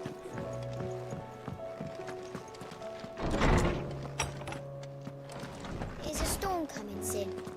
Will there be thunder? Well, did you solve the mystery? It was as you thought. The children had the scales, or the parts of them at least. They dismantled them to see how they worked. Oh, no, Mid will have my head. Thankfully she won't. This might even have been her idea. Although I was the one who ended up teaching the lesson. I'm so sorry, Sid. I know how busy you are. I shall see that the children are properly punished. Please, there's no need. Mid seems to have taken the three of them under her wing. She's even calling them her heirs. She'd have them follow in her footsteps. And her father's. I see. Sid, do you know why Mid has been spending so much time at the hideaway of late? She told me it was because her studies have been interrupted by events in Canva. Is that not true? No, it isn't. The university offered her a commission. In exchange for full tuition, room and board, they asked her to oversee the design of several new war engines. To anyone else it would be an opportunity, but to Mid, who lost both her parents to war, it was a bitter pill. One she was none too keen to swallow. But that should come as no surprise. She's only ever cared about bringing people hope. The very last thing war can be said to do. Which explains her heirs. She's working to give them a better life. And so should I. What's the odd engineering lesson? Ah, you've given them far more than that. And I'm sure they're very grateful.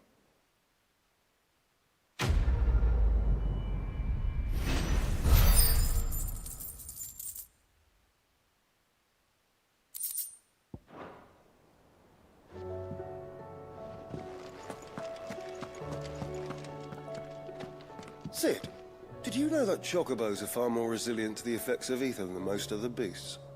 Some say that's one of the reasons they were tamed for use as mounts and sumpters, so that an ether flood wouldn't mean instant death for their riders or drivers. Me, I reckon they built it up over generations. Too many foolish traders driving their birds into floods, and only the toughest surviving.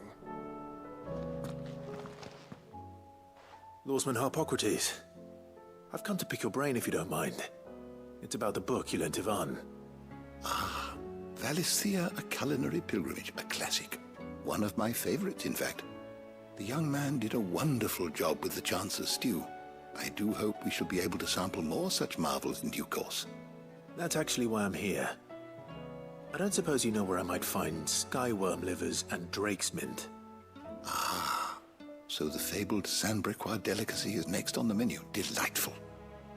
The descriptions of fried mortress never fail to make my mouth water.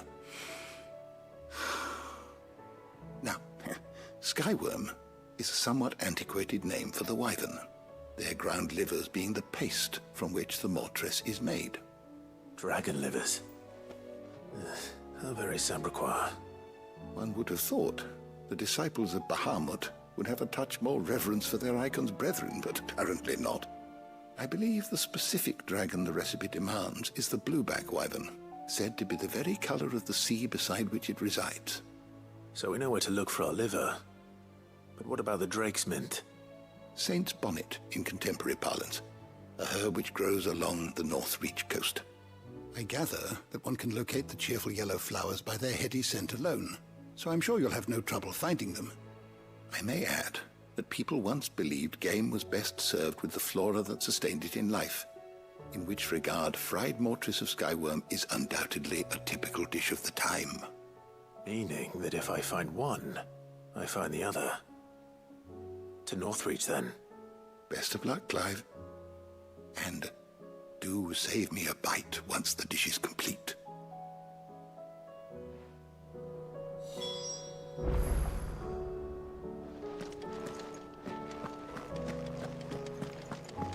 Is a storm coming, Sid? Will there be...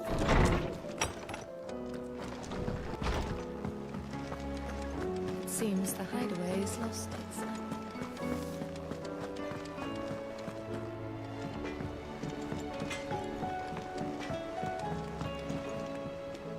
I spoke with Lady Karen. What did she say?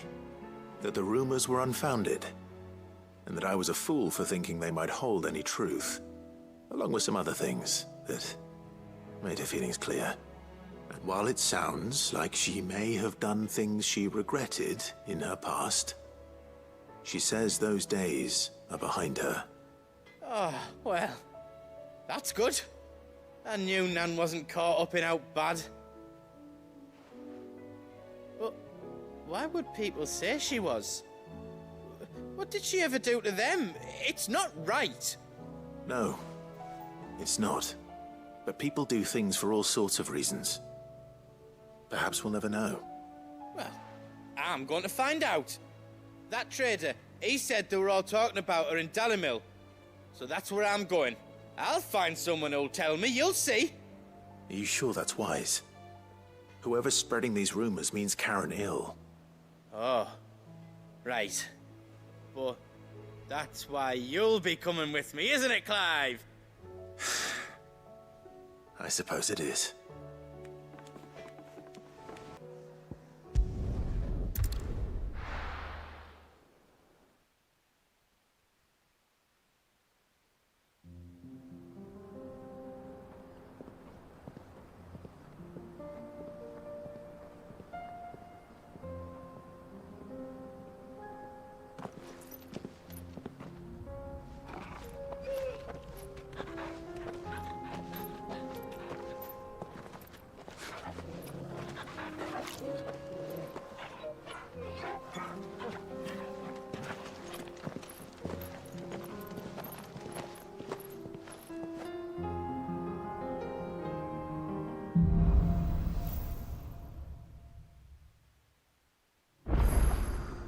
It's like a dream.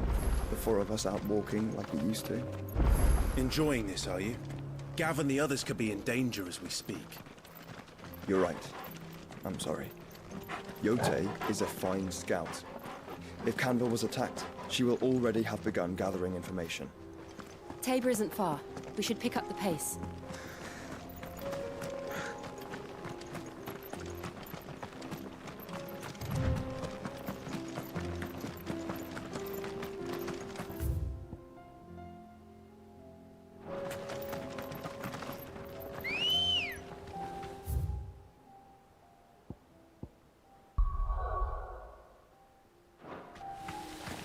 Let's go. Run like the wind. We can use the ruins to cross the ravine. Assuming they will allow it, the Echoes have a will of their own.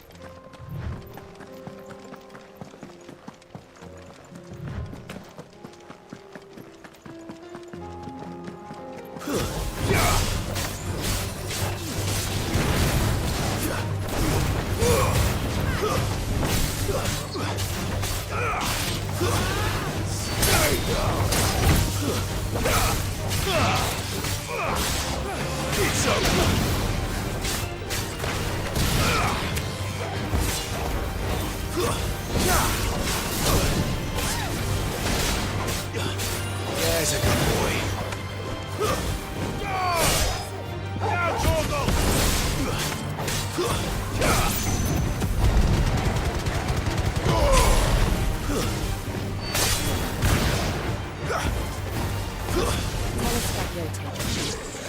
She's strong-willed, loyal, and deadly with a blade. Much like Clive, but with better manners.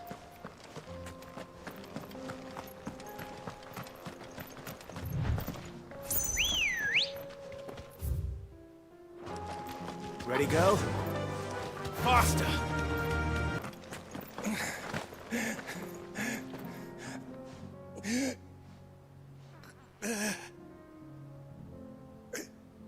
You're injured. What happened here? Where are your comrades? Ether flood. Up ahead. It swallowed our camp while we slept. My own men did this. Turned every last one of them. There's a village not far from here. Tabor. The people were kind to us. It's only a matter of time before they won't stand a chance.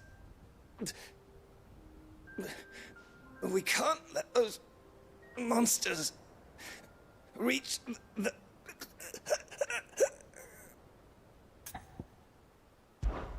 I'll go.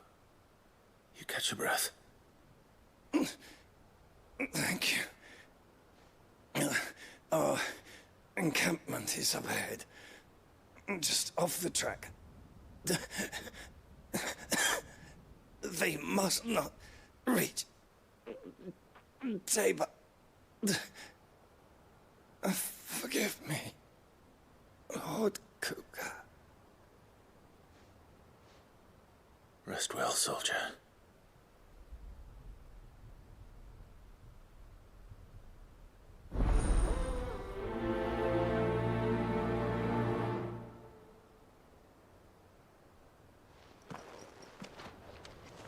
You said the encampment was close. Let's hope the Akashic are still there.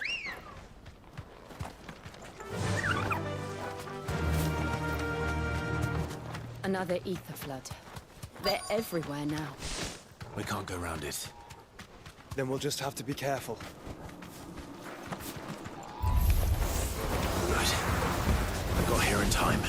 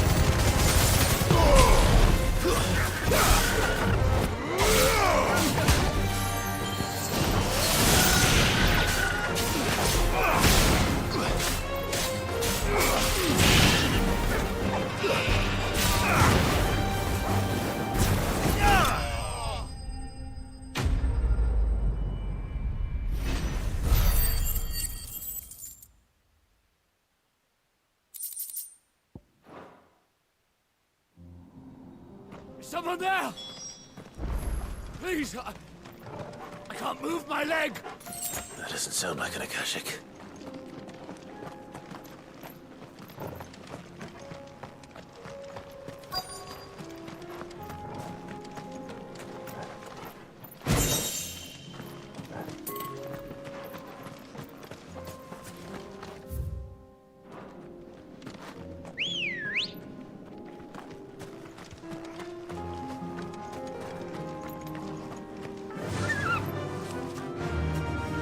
Fly, Ambrosia.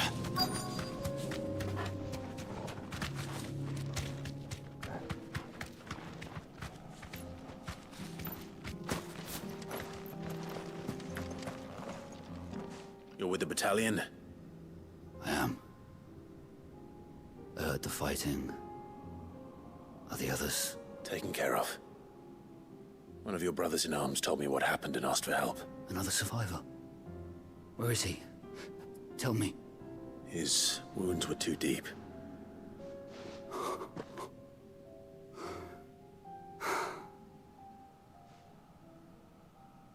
He was right to send you.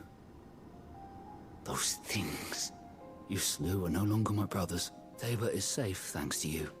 Here, you've earned it.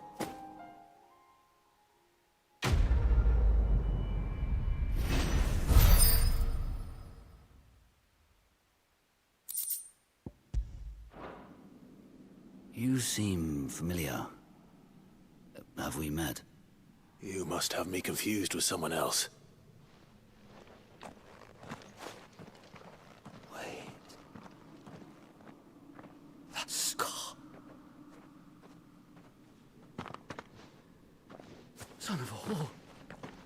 You're Sid. I was there, in Cosnes, when you killed my brothers. I was there in Rosalith, when you killed my commander! My war with Hugo Kupka is over. I bear no ill will toward those who followed him. And what of my ill will? Coward! Draw your steel. Lord Kupka shall be avenged!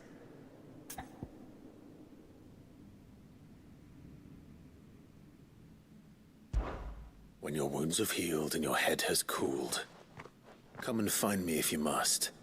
Though I hazard your life would be better spent in service of those who need it. Or have you forgotten your oath to the Republic? My oath?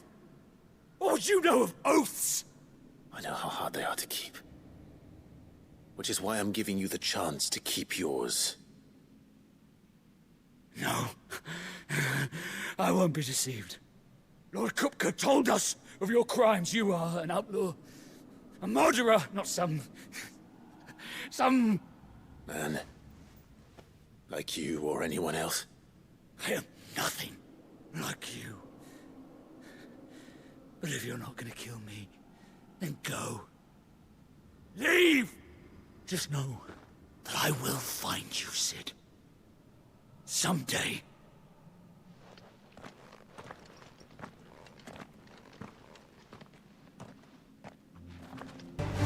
We're nearly there. Have you been to Tabor before? There are a few places I haven't. Back to the stables, girl. Welcome, travelers. We don't get many visitors here in Tabor. Where now, Joshua? There is a residence just inside the city gates. She awaits us within.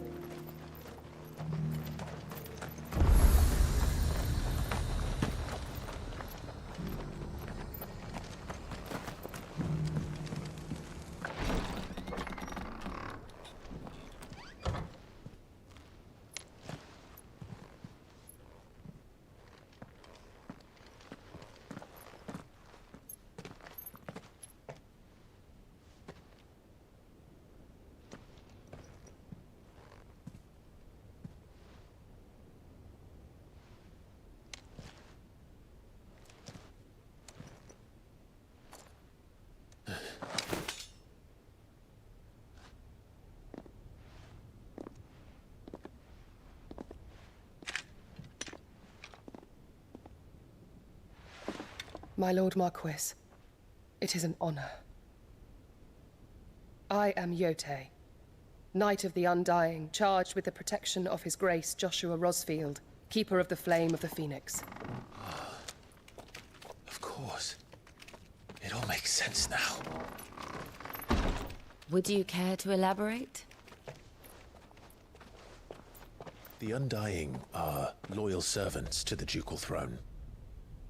Or more specifically, to its heir.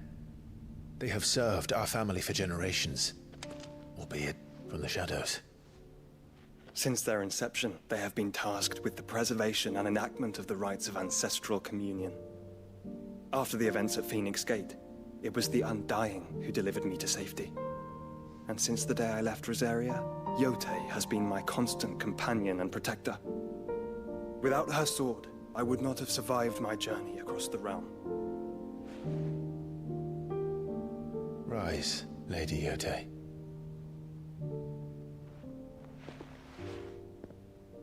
You saved my brother. I owe you a debt I can never repay. I but did my duty. Come now. Tell us what you've discovered. Your Grace. It is as you feared. The vessel we spied off the coast of the Crystalline Dominion on the night of her fall. It was the Einherjar. Beyond any doubt. The Black Galleon. Joshua, the Einherjar is the Royalists' flagship. What business would they have in the Dominion? Upon learning of Waloed's involvement in recent events at Drake's Fang, I sensed the malign influence of Ultima, and bid Yote and the Undying look into the matter. We have reason to believe that the Black Galleon weighed anchor shortly after the fighting began, and set a course due south. For Canva? Then it is Waloed knights who besiege the cities. What is left of them, yes. And the Black Galleon sails at but one man's behest. Barnabas Tharm.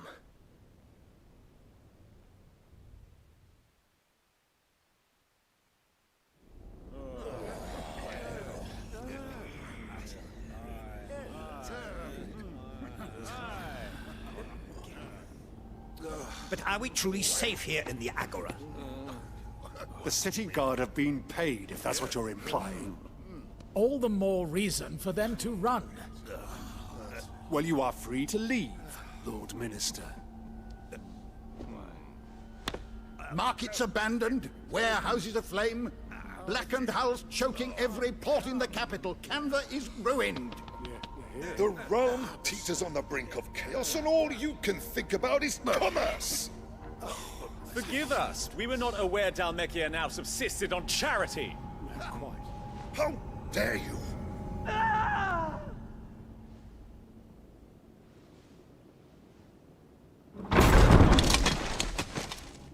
Distinguished members of the Council, you must forgive His Majesty this intrusion. What is the meaning of this? A trifle crowded, but I fear it will have to serve, my liege. Very well. My colleagues, do you not see? The king, he has come to save us from the Akashic.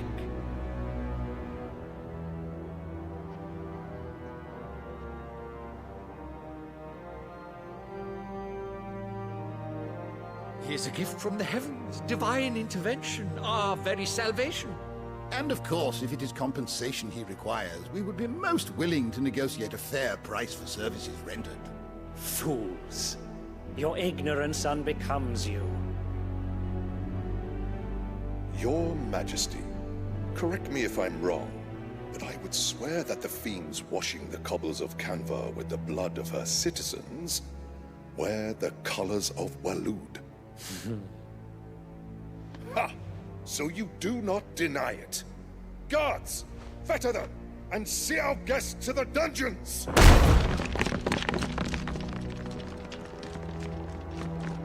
Enough.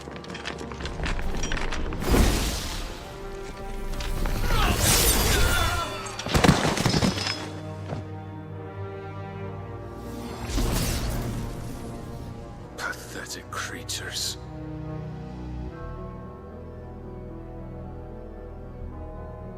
That you should imagine yourselves worthy of salvation. The girl is still here, somewhere in the city. Her consciousness fair dripping with her late father's hubris. A consciousness to which Mythos is inextricably bound and inexorably drawn. See that he is made welcome. Yes, Your Majesty. Come, Mythos. Surely the prince's light cannot have sated you.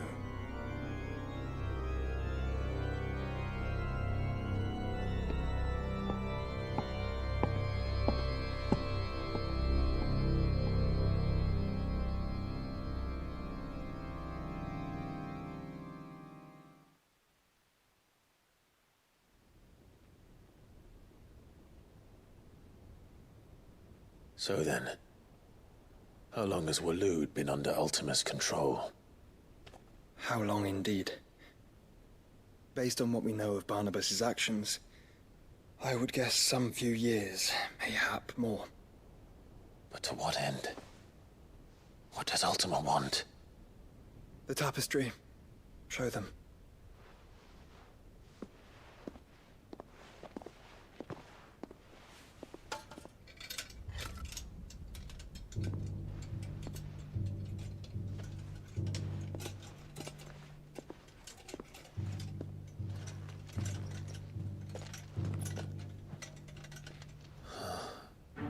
By the flames. Phoenix Gate, Drake's Breath, and now here. But what is it? It is old, ancient, even. Naught remains of the faith it represents, save what can be gleaned from the image itself. None could tell me what the one in the apothecary meant, even the Undying. But I believe it may be the key to discerning Ultima's purpose. That figure in the center, the one beneath whom the icons congregate, that I believe to be Ultima. He is a god, or at least godlike, his very existence beyond our ken. The icons, and by extension their dominants, are meant to be his subjects, and while some, like Barnabas, have accepted this role, others have rejected it, like you, Clive, which is rather inconvenient, as it appears he needs you most of all. And gods don't like to be disobeyed. No, I don't suppose they do. Clive, may I tell Yote of the lake? By all means. Yote, I will be accompanying my brother to the Free Cities. Whilst we are afield, I would have you watch over those Clive has made his wards. Omielos delan tuisag ilith. Though well concealed, the hideaway lacks trained fighters to defend its occupants should they be discovered. But it is my duty to... As it has ever been my brother's duty, remember. If that is your wish, Your Grace. But please be safe. If aught were to befall you, You have my word.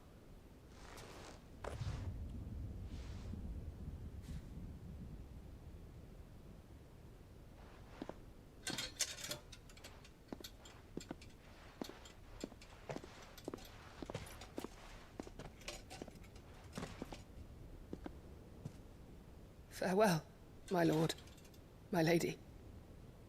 We are in your debt, Yote.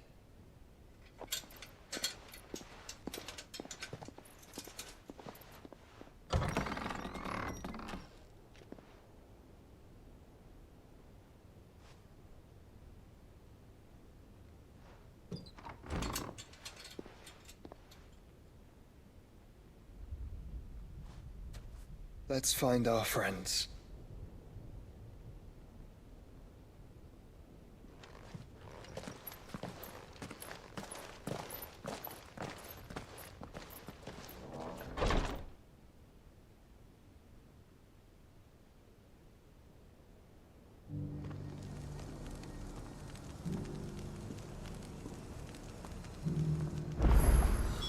It's plain she cares for you very deeply. And I her, which is why I had to let her go.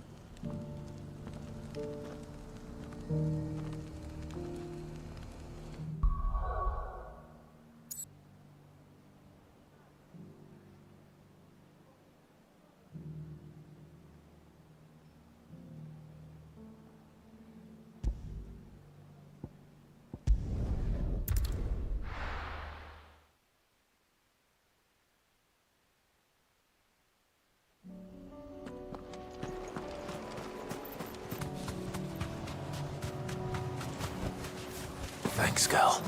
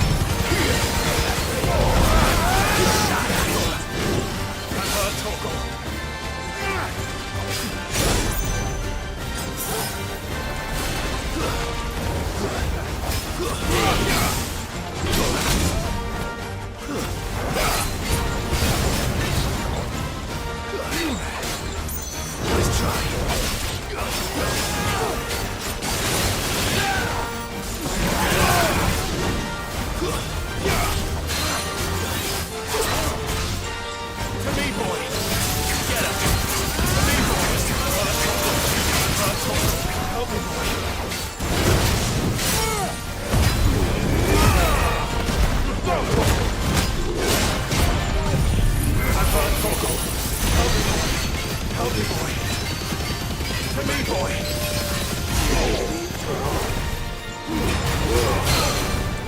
Over here! Vocal!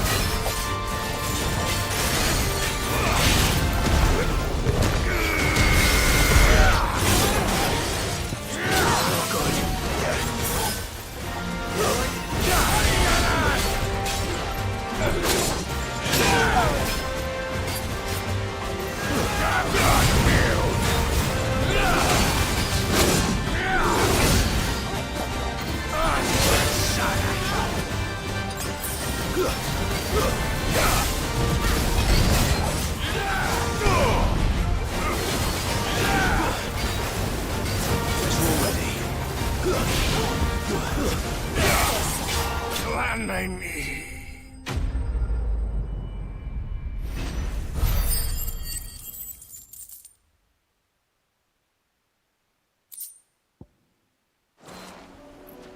No more vengeance. No more war.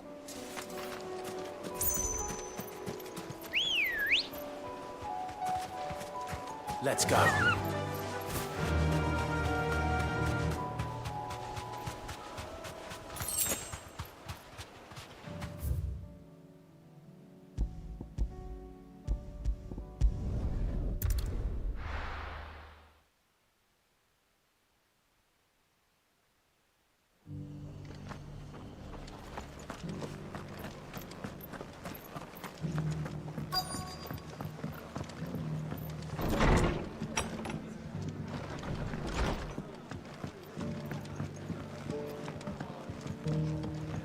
My lord Marquis, is that you?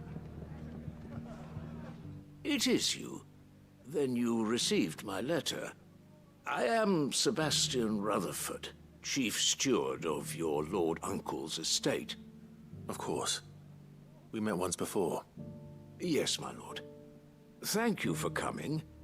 And what was so sensitive that you couldn't put it in writing? 1,000 apologies, my lord. I did not mean to offend. I merely... It's all right. Continue. I am here at Martha's Rest, at the behest of your lord uncle, tasked with learning what I am able of the realm's current state of affairs. And what I have learned is grim. The fall of the Mother Crystals has left Storm in a state of utter disarray. The subsequent darkening of the heavens has only made things worse. Akashic attacks, once unthinkable, are now commonplace. The gears of governance have ground to a halt, and without a steady hand on the tiller, the realm threatens to drift into utter chaos. Your lord uncle, however, believes there is a way to avoid this fate, and is determined to see it set in motion. That sounds like quite the undertaking. It is. Hence my having enlisted the aid of several colleagues serving the 7 high houses. Alas... Alas? I have lost contact with 2 of those colleagues already. They are both able-bodied and trained in the sword, yet in these dark times, even that may not prove sufficient to keep a man safe on the road. So you want me to find them? I'll need to know where they went. One I sent to investigate the Republic. The other, the old Imperial capital of Oriflamme. That doesn't exactly narrow it down. I suppose I'll start in Dalimil and work my way east. Thank you, my lord. I shall pray for your success and safety.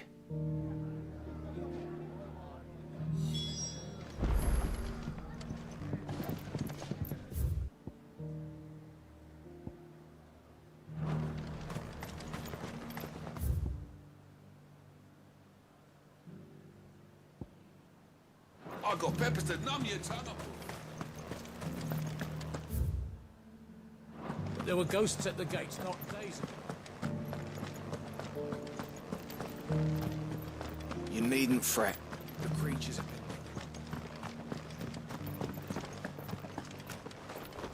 Once upon a time, there was a man who went to market to buy a bushelful of Gizal greens.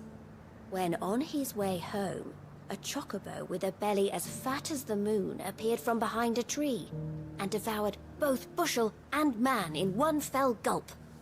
The end. That's not a very good story. No chocobo can grow that big. Can it?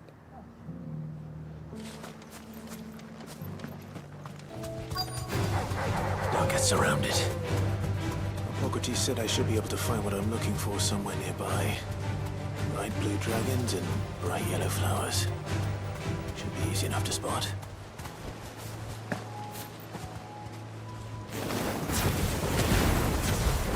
This must be our wyvern. All right. Let's get this over with.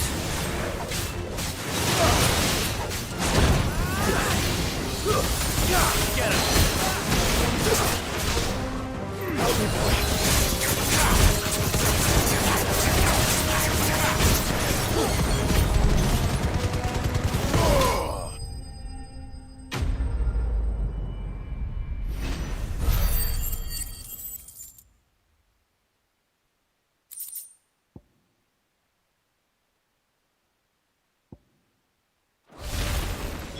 That's the wyvern's liver. Now I just need to find the herbs. Bright yellow with a heady scent. You deserve a rest.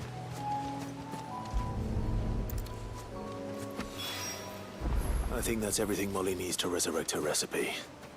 Better head back. Come on.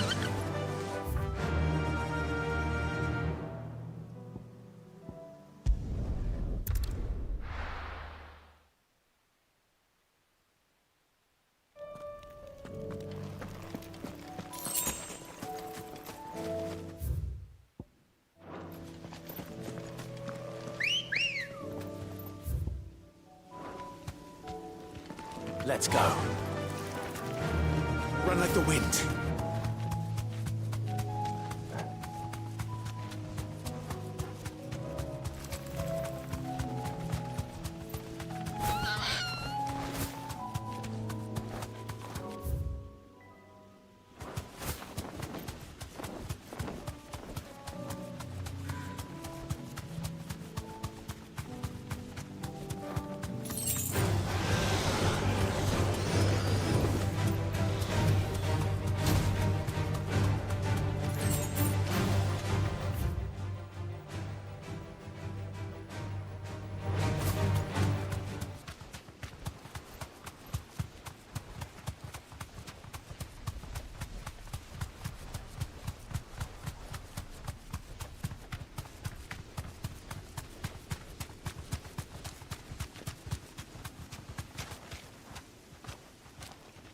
You deserve a rest.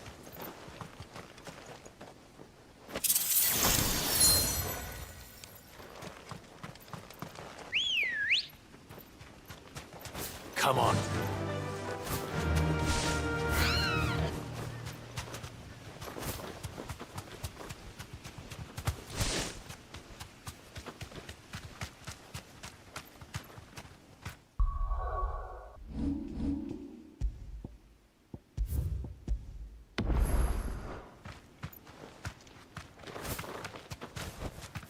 Be safe.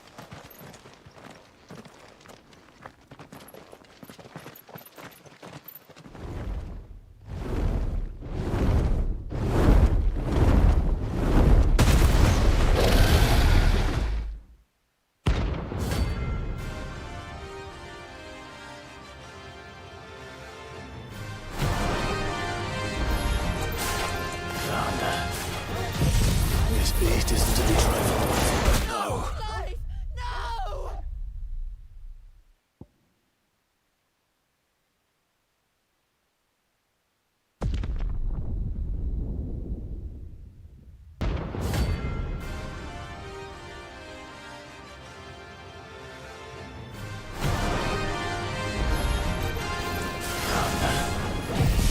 This beast isn't... Forgive me.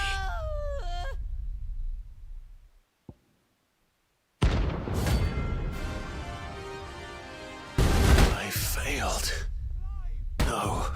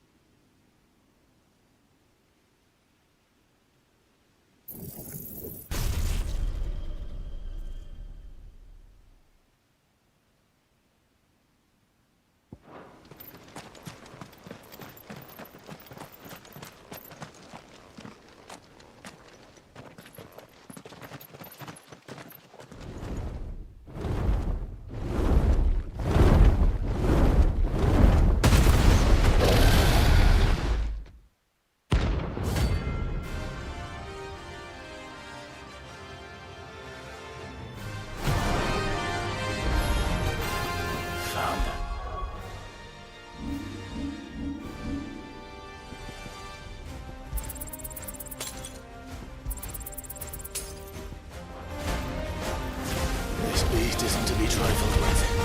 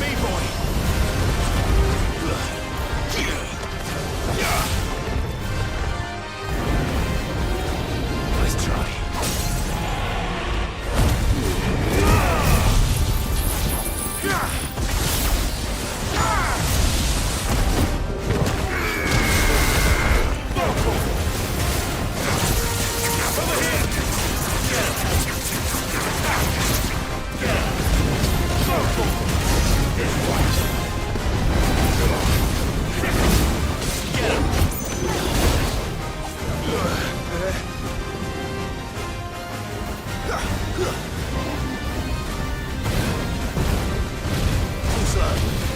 try.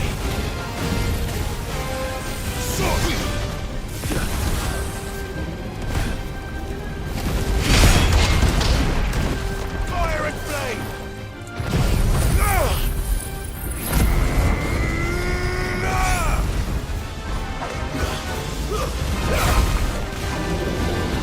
Nice try.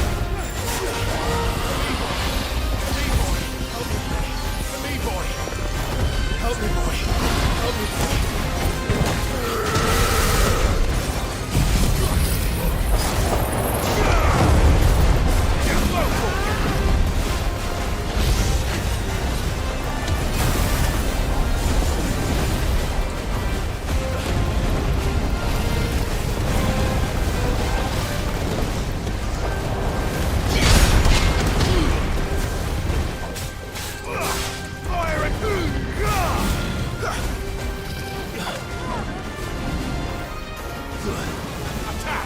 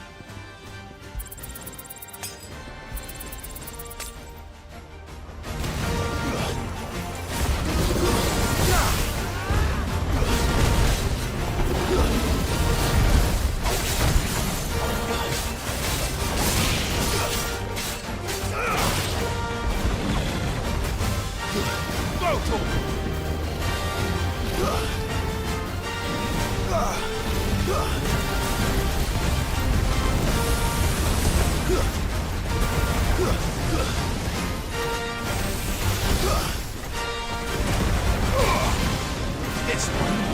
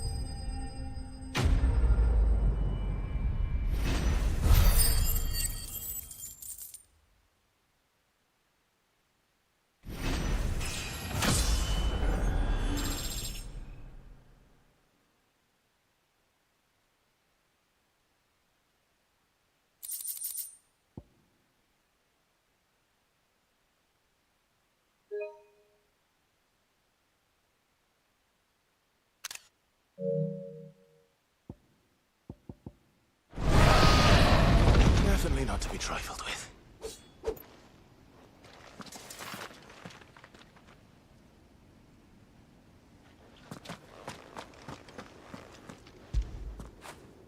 Fetch!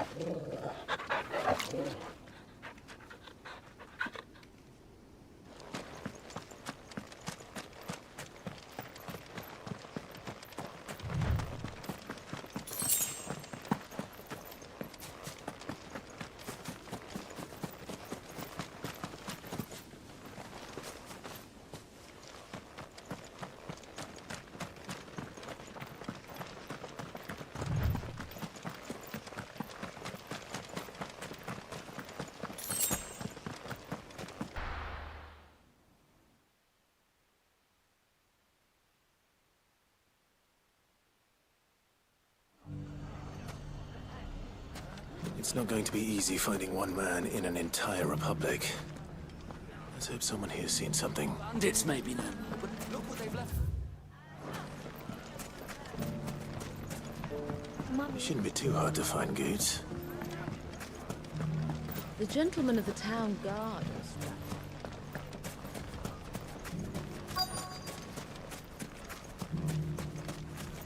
Could be I know something more. What's it worth to you? Clive, listen! I found someone who says he's heard the rumors about Nan. Have you? Go on. Tell him what you told me. All right. It's like I said. A wizened old crone by the name of Karen's been selling steel to whoever'll pay her price, be they knight or knave. Says the more swords and spears she puts in people's hands, the more war they'll wage. And the more war being waged, the more call for swords and spears. And who will they all turn to keep them in steel? Why, the good Reaper herself. And you've seen this Reaper at work? Aye, it just so happens I have. You'll find her right here plying her trade most days. Here in Dalimil? Where exactly? She has a stall here in the market, but if you're not the patient type, you can probably find her at her storehouse on the edge of town. But it'd be a bolder man than me that braved that particular nest of vipers. Feeling bold, traveler? I hope so, for your sake. Now, if that's all, I have places to be. Sorry to have kept you. You don't think Nan's the Reaper, do you? Not unless she's discovered the secret of how to be in two places at once. Eh? What do you mean? Lady Karen hasn't left the hideaway in weeks. So who has been running this stall he spoke of? Good question. I'll go and have a look. And I'll visit this storehouse on the edge of town. All right, but be careful, Clive. You too, Goots.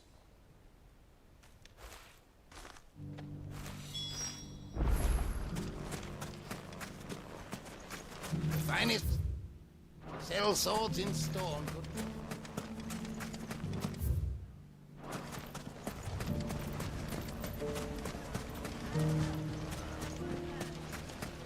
The gentlemen of the town guard are a strapping bunch.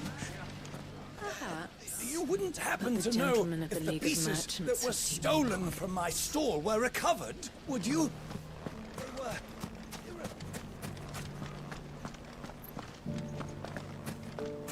Fuck! How the hell did they...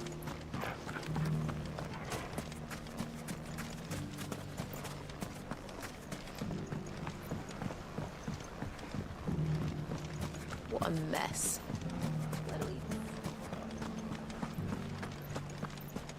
It has long been my habit to keep a watchful eye on the comings and goings around Dalimil. I shall continue to do so, that our people might be warned of any further attacks. Very bravely.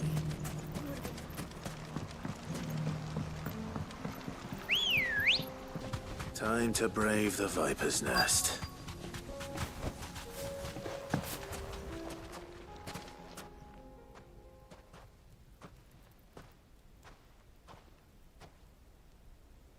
Just you, is it? Thought I might have laid it on a bit thick. It was a fairly unconvincing tale. So, what now? That's up to you. Die a slow death, or a quick one. Boys, he's all yours. But that sword is mine.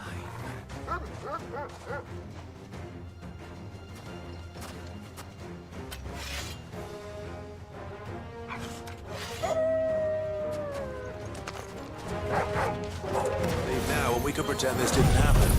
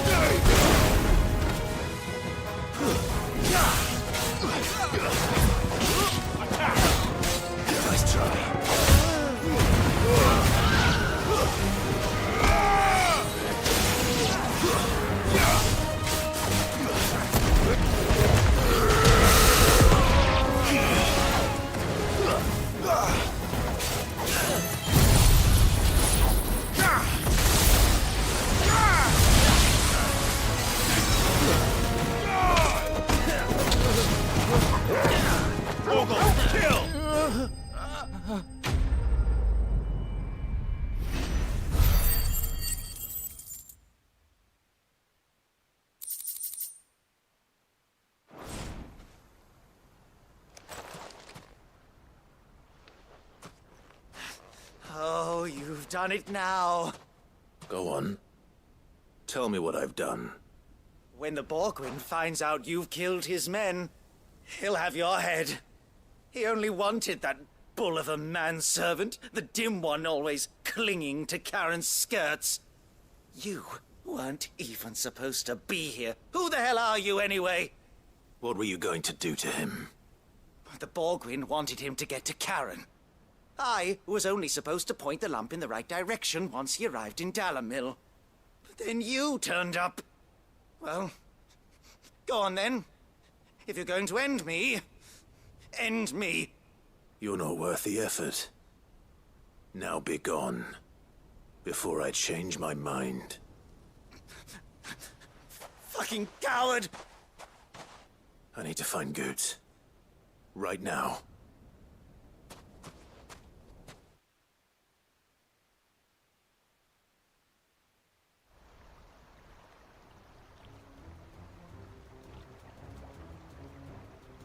Get your filthy paws off me, you naughty-pated lout!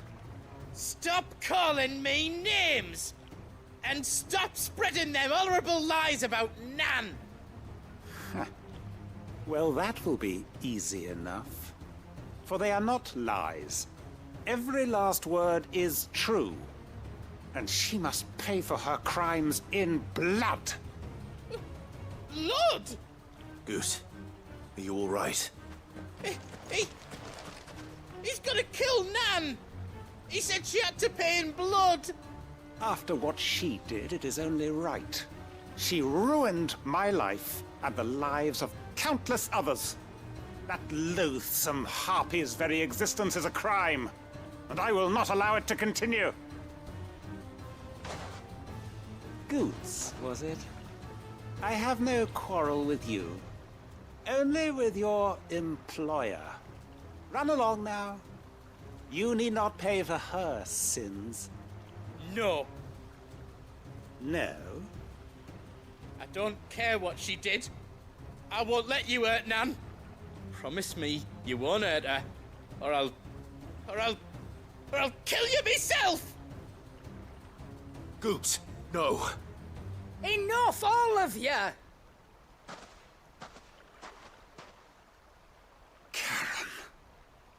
But how did you?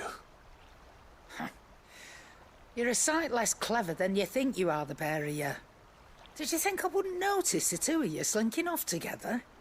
Well, the whole thing got me thinking, who in Dalamil might bear me a grudge?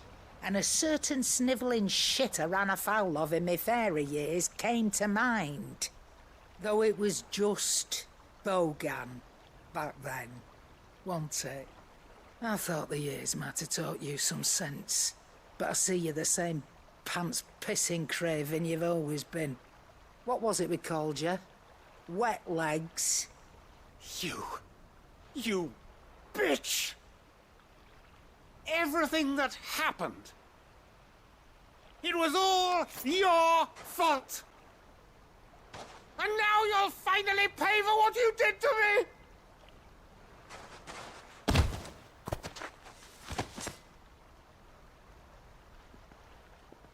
Goots, you... If you want a piece of Nan, you'll have to go through me. Fuck! You great galoot. Out of the way, I can handle this myself. So, wet legs, you remember what you told me when we last met? An eye for an eye. Wise words, wise words. And now, it's time to collect.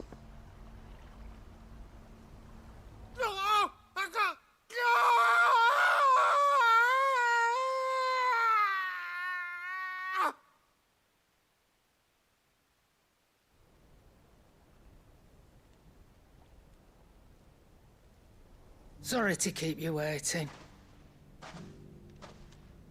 Is he... Dead? No. But I reckon he wishes he was. It isn't easy going through life one eye short of a pair. After all, I should know. You don't mean... Oh, don't tell me you didn't notice.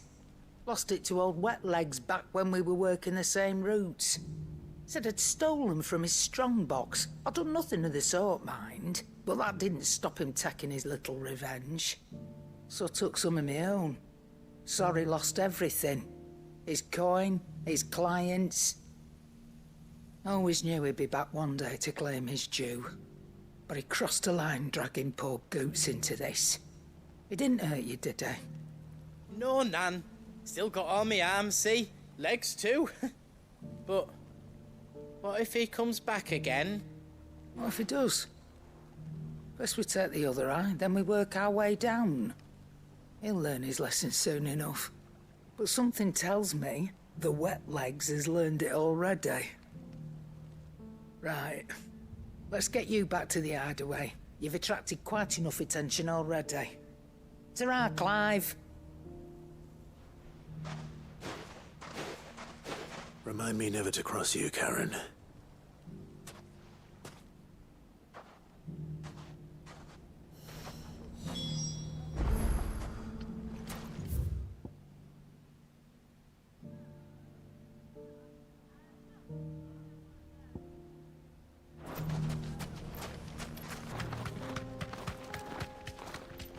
Someone's got himself in trouble.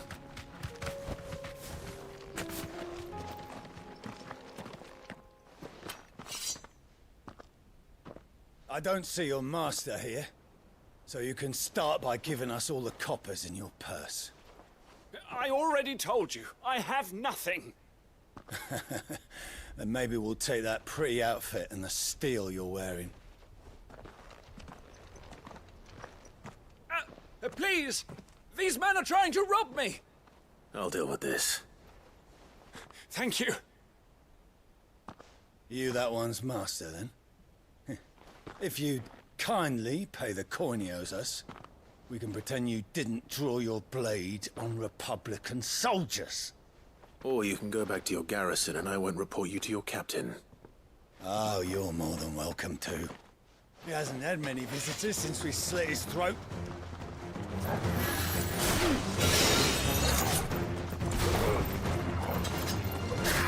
To me, Blade!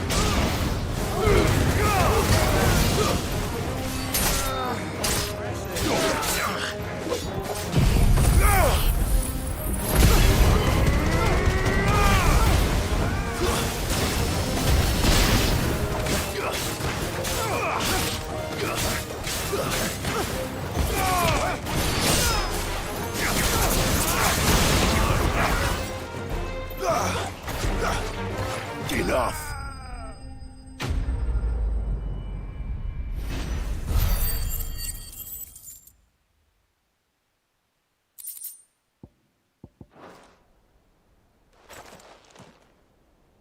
I'd expect as much from Hugo's faithful, but these were men of the fist.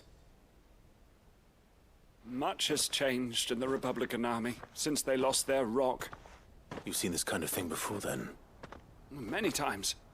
I was sent here to observe the situation. You're one of Rutherford's men. He sent me to look for you. Well, then you have my thanks. I fancy I could defend myself against one, perhaps two, but a whole regiment. I arrived in Dalimil several days ago, but when I called upon the captain of the local garrison to make inquiries, his men confiscated my effects and locked me in a cell. The captain is no more, and his men make the rules now. Fortunately, I was able to bribe my way free, only to be stopped again by those soldiers you so kindly dispatched. What of the Fist's central command? Surely they wouldn't allow such lawlessness amongst their ranks. I would imagine they are unaware of it.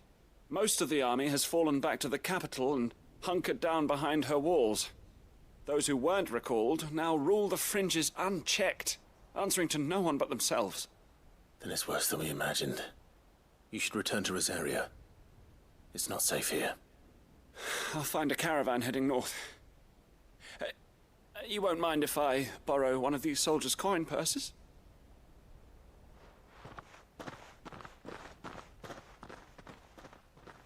Not at all. Now, to find this second associate of Rutherford's. If he was bound for Oriflamme, I'll start at Northreach and see if I can pick up his trail.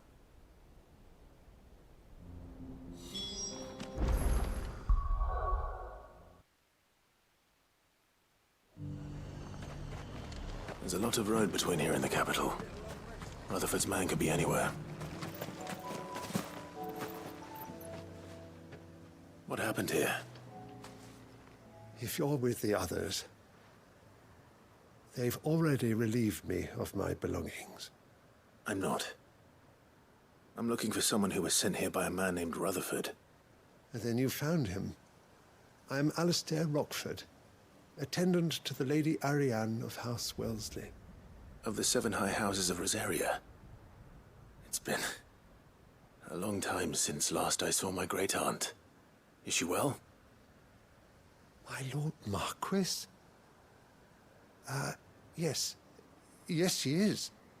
The Lady Dowager has granted me leave to assist your Uncle Stuart.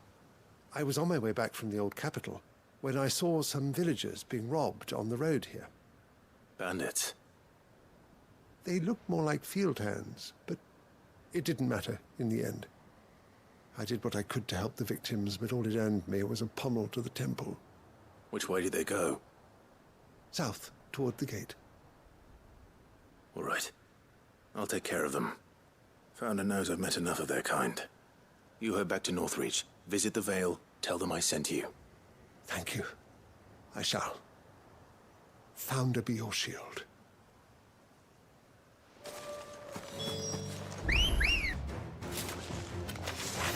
This one's ours, Matty boy.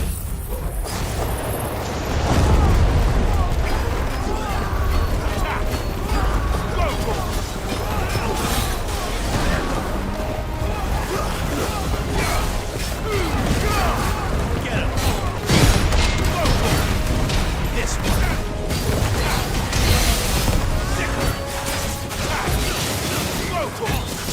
Over here!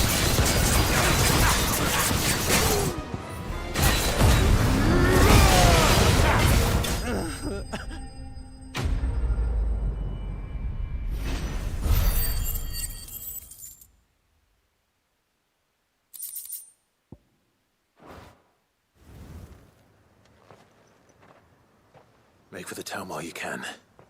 There may be more bandits nearby. You don't need to tell me twice. Many thanks, traveler. This looks to be all of them. I thought I told you to make for the Vale. And stand by as ill might befall the heir to the ducal throne. It's just Clive, and I'm fine. Which is more than can be said for you. I will survive. Strange that the garrison wouldn't intervene in such a brazen attack so close to their gates. The garrison have their hands full inside the city. Some days they don't even send out patrols. There are few hands left to work the fields, and even fewer to transport the grain. The market stalls are nearly bare, and the price for what remains is exorbitant. It's not uncommon to see a fight break out over a crust of bread. When I said the ones who attacked me didn't have the look of bandits, I meant it. They were probably just desperate. Rockford, listen to me. If you are to continue your investigation, you first need to seek the attention of a healer. Of course. I shall return to Northreach right away. But allow me to thank you first.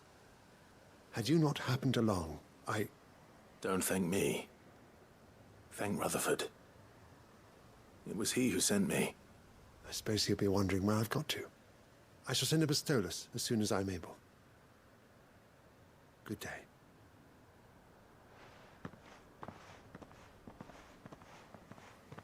My uncle certainly has his work cut out for him.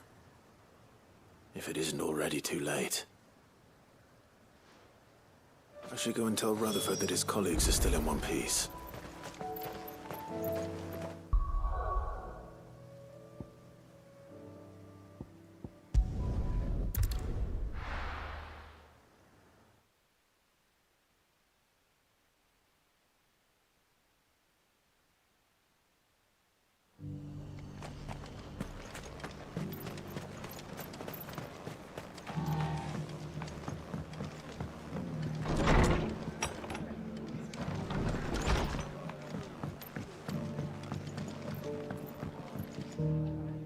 I see you're still here.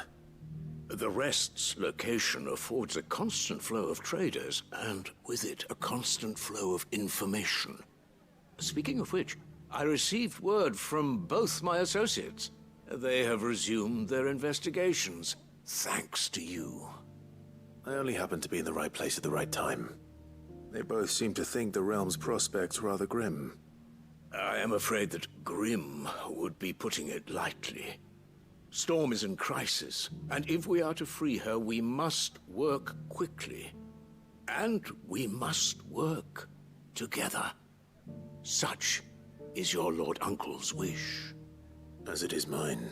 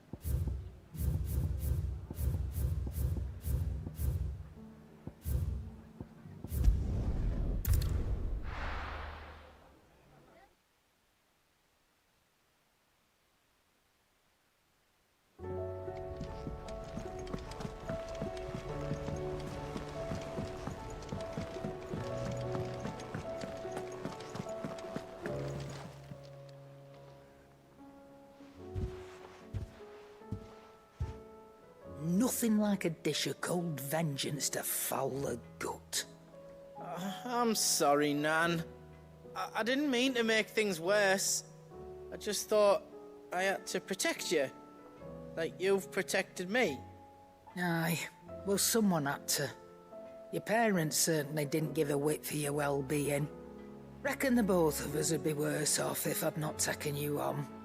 You've always been me right eye, Goots. And I'd have you stay that way. So don't you dare go looking for trouble again. Well, I will.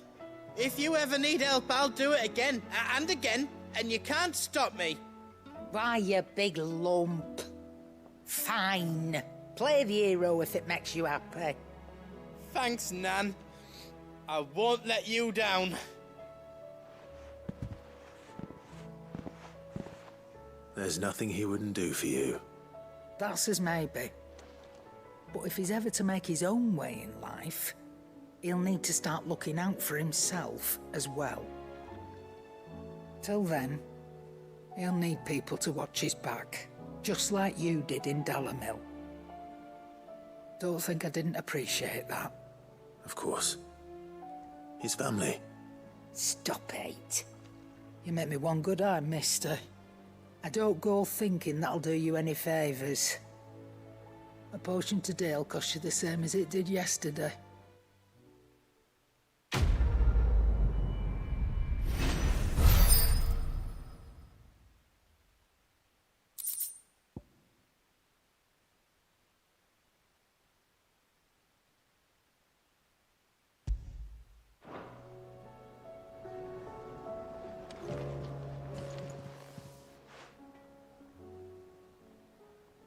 Let me tell you a story, Clive. All right. Them rumours Wetlegs were spreading. Might be they weren't just tales plucked out of thin air. You see, there were a time when I weren't too particular about who I sold steel to, so long as they paid me the right price. Some women lust after blood, others after flesh, but me, I were always one for gold. And to satisfy that lust, I sold to opposing armies, stabbed my every client in the back, made myself the most hated woman in the twins. But then one day I met a man who made me a different kind of offer. Said he'd give me access to a realm-wide community of like-minded individuals in constant need of steel and sundries. On the condition I sold to him and his alone. Was that the first time you met Sid? Aye. And I fell right into his damn trap. He was true to his word, so I ended up being true to mine. And I soon started making the best profits I've seen since taking up the trade. And all without aiding or abetting any outlaws. Except Sid himself, that is. Told me about his plan to topple the mother crystals, you know. Said that with them gone, the realm would want for all manner of things. An opportunity for the likes of me to mint Gil. Why, I reckon an enterprising individual could find himself the richest dam in the Twins. And that's when he had me. I emptied my stores that day and moved into the hideaway proper. And the rest, as they say, is ancient bloody history. A dozen years on, and I'm still not the richest dam. Not for lack of trying, mind. But I can say that I have never been happier. You've all shown me there are some things more precious than Gil. That there are. So don't you go messing it all up, or you'll have me to answer to.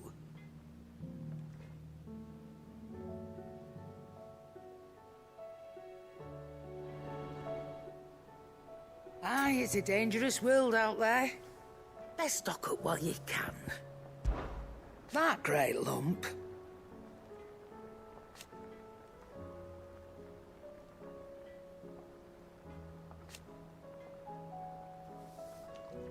No.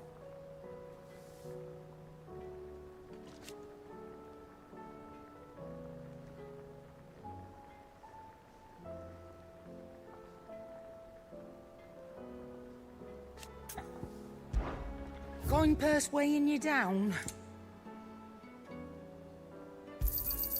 You're rubbing me blind, you know. It'd better all be here.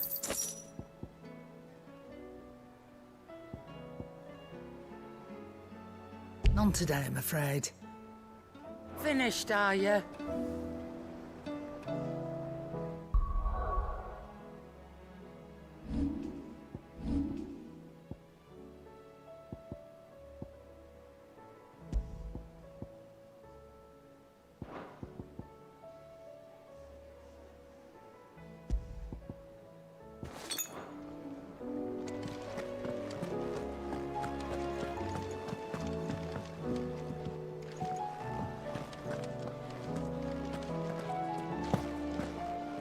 Don't know what you're talking about.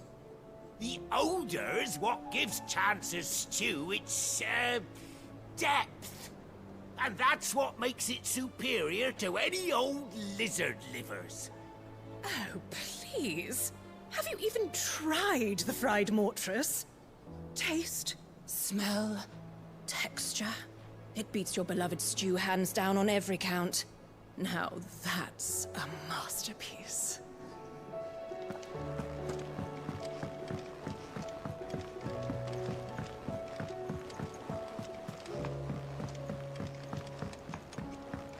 Did you see that?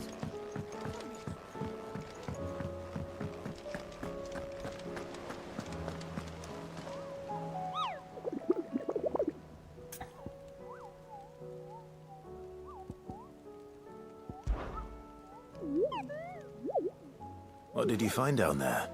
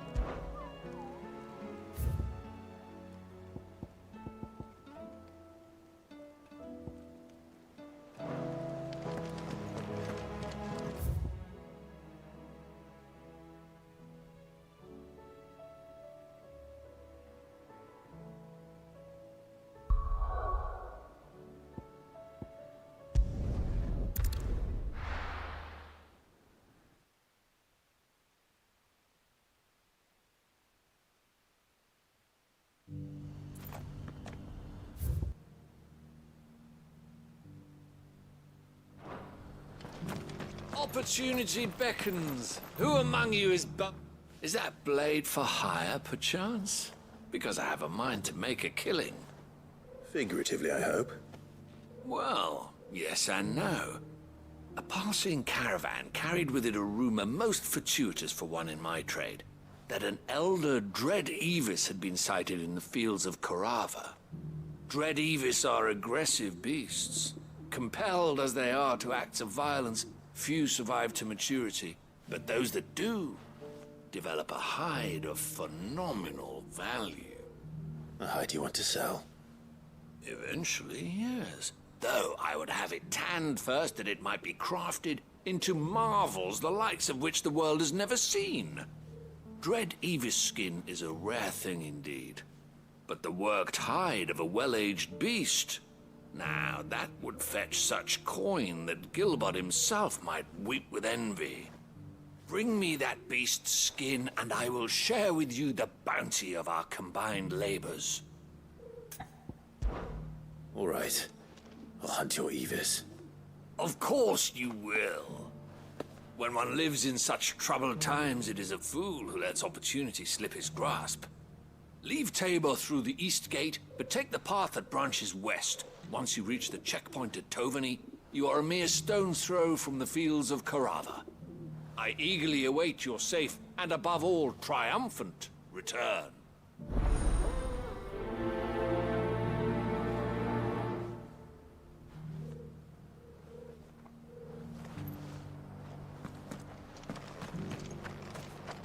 What brings you to our humble village, young man? If it's our artisans you're here to see, then please. But do try not to interrupt their work. Welcome, welcome.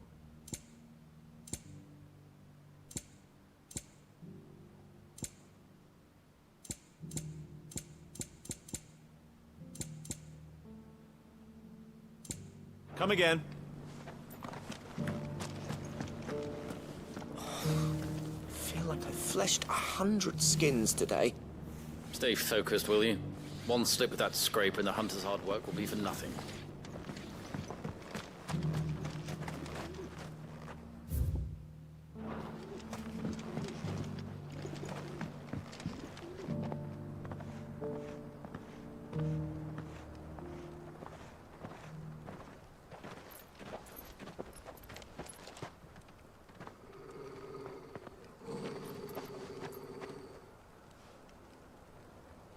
Cyril. How fares the search? Well, Your Grace, my report shall be with you ere long. Ah, yes.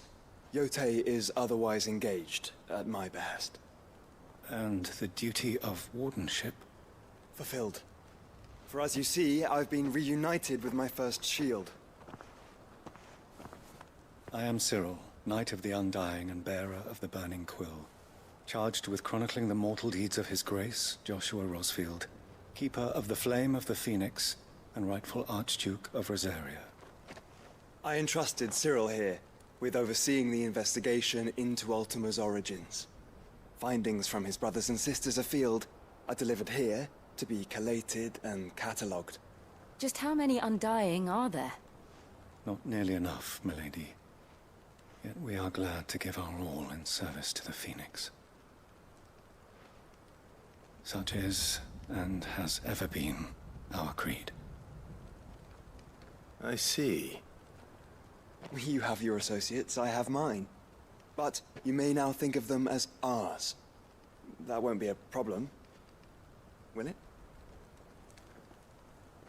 The Phoenix is our sun, and we but the shadows that quicken in his radiance.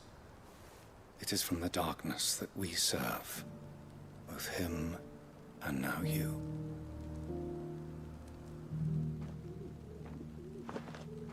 Pray accept this token.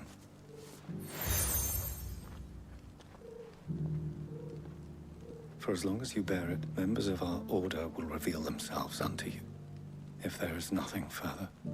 No. You are dismissed. Your Grace.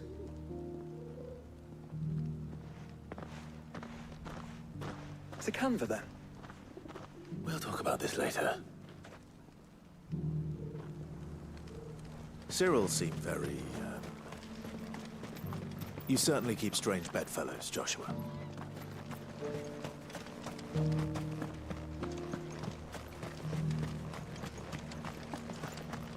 Stand back, friend.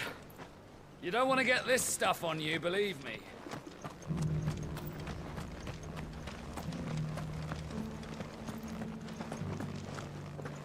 Careful how you pack that leather. Any creases or scratches will bring down the price.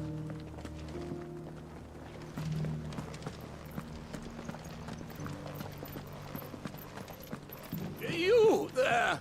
The strapping lad with the sword! Finally, no one was paying me the slightest heed. Is something wrong? At the university, the students would hang on my every word. Sadly, this far from home, I'm just a vagrant greybeard. The university? You're a scholar. A specialist in ancient cultures. The most accomplished in all Valisthea, some have said. Not that I look the part in these tattered rags. In my heyday, no obstacle could have kept me from my studies. Yet here I am, a wizened windbag, bested by the many steps of Tabor. The answers I seek lying just beyond my enfeebled reach. Would you do an old man a kindness and brave the stairs in my stead? You'll be amply rewarded, of course. Climb the stairs and... And memorize a few inscriptions for me, assuming you know your letters, that is. Some courteous soul is rumored to have carved clues to Tabor's rich history into stones dotted about the village. 3 of them, to be precise. 1 each to the north, south, and east. I'm here in the hope that those carvings might shed light on a riddle I've been pondering for some time. Namely, the otherwise undocumented origins of Tabor's unique people. People quite unlike those of neighboring lands. I can't promise I'll remember everything perfectly. Remember what you can. I'll piece together the rest. Make for the domed pavilions, and you'll have no trouble finding the stones.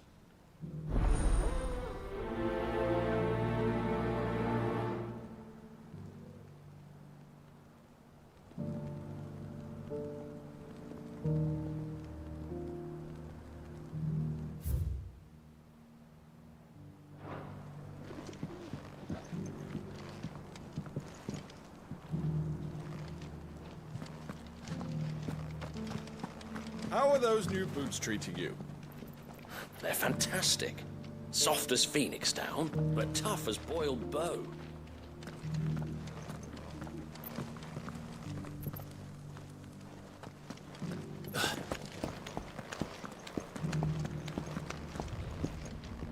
That Cyril fellow's an odd fish, don't you think?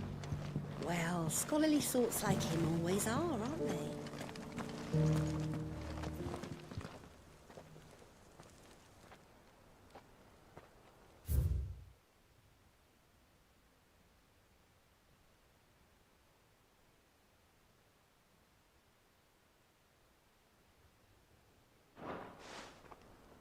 No history would be complete without mention of the mother crystals.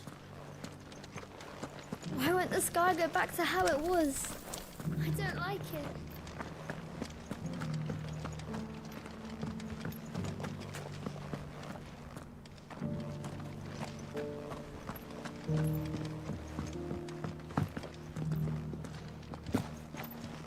So it's these stones to Canva, and the rest of the boxes to Dalamil.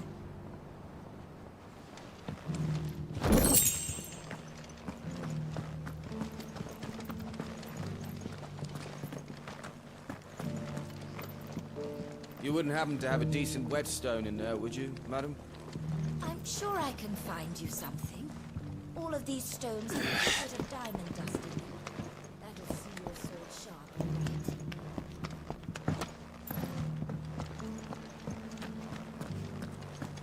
right? Not a scratch on them. These hides will fetch a good price. Have you noticed the Elder has been coughing less of late? Yes. I hear Master Cyril drew up a new tonic for him.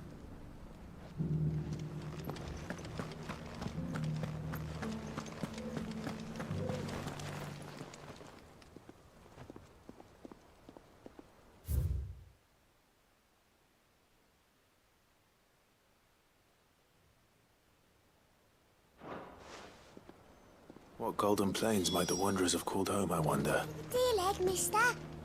Mummy made a pottage from it. Sounds delicious. Perhaps she'll invite me round to try it next time.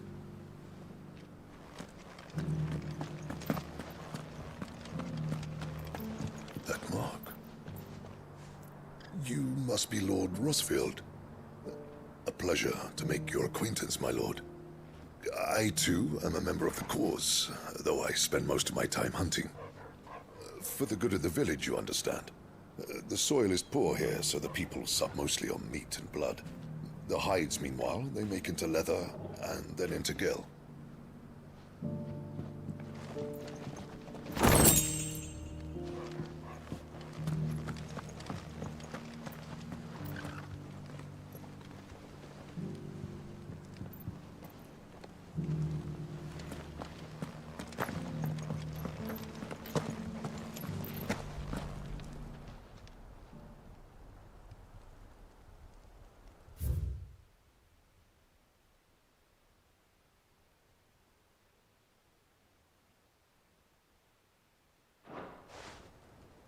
Farmers must have settled here in Tabor.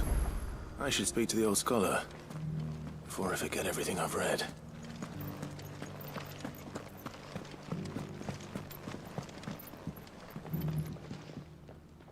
The engravings were in good repair considering their age. Oh, would that I could have seen for myself. Oh, come, don't tease me now. What did you learn of this place and its people?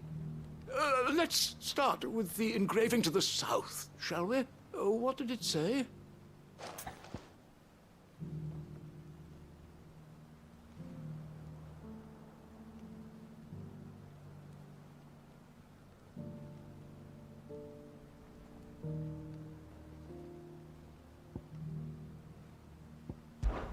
Guardians of the Crystal, the first stones of Tabor. Sacred hold thy noble blood, till ends the mother's labor. I'm pretty sure that was it. Fascinating. It would seem the founders of this city were descendants of those fallen charged with protecting the mother crystals. But whatever could have driven the Guardians so far from their sacred charges, I wonder? The engraving to the north is next, I think.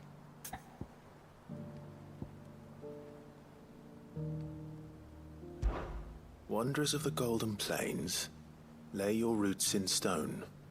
With pride recall thy noble past, and make these rocks a home. Or, I think that was it, at least. No doubt you're right. There are vestiges of nomadic customs in Tabor its guardian roots could never account for.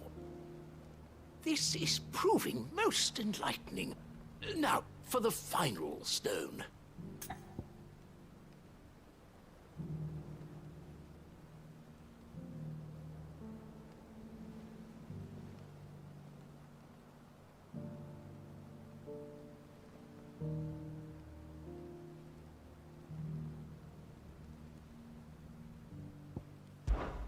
Children of the hunters, now tillers of the land, reap her promised blessing and give praise her gracious hand. That's all three. And so, we add primitive farmers to Tabor's founding peoples, the final piece of the puzzle. 3 engravings, one for each of the 3 peoples to have settled Tabor in ancient times. Guardians of the Mother Crystal, wanderers from across the plains, and last but certainly not least, hunters turned farmers. Little wonder it was so difficult to trace the roots of Tabor's culture. Those roots reach down through 3 distinct traditions. Nonetheless, one cannot help but wonder why this fact is not better known among scholars, given that the stones stand here for all to see. Too many stairs, perhaps. Ha! Too many by far. Here, and thank you.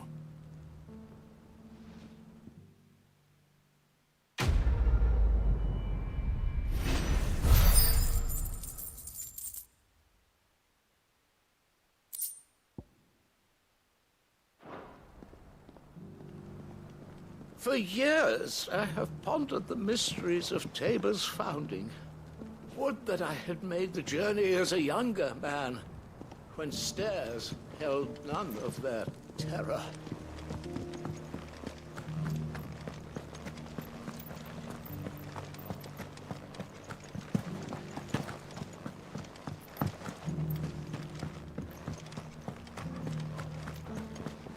Thank you for the deal, Ed, mister. Have you noticed the Elder has been coffeeless? Not a scratch on them. These hides will fetch a good price.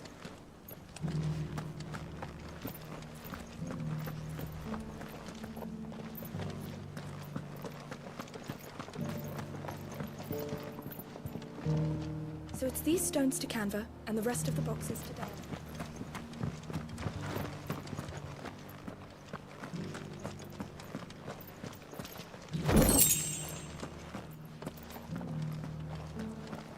And not a stone's throw away. Oh dear. I hope it doesn't spread.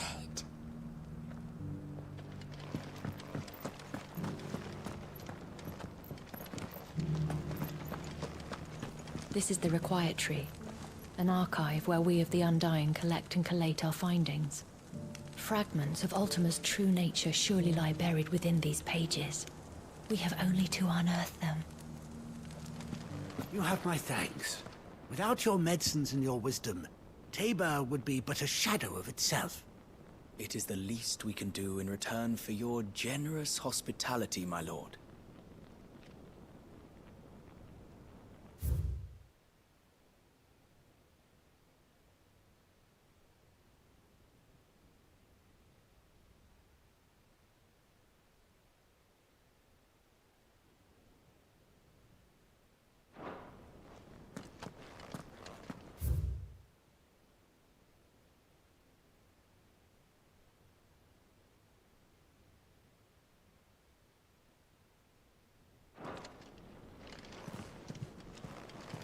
The Undying are not the only secret fellowship in this realm, you know. There are others, each working for their own ends. Why, not so very long ago, a society committed to discovering how one might cast magics without a catalyst was found to be operating throughout Valisthea. They were denounced as heretics, rooted out, and driven from our shores, never to be seen again.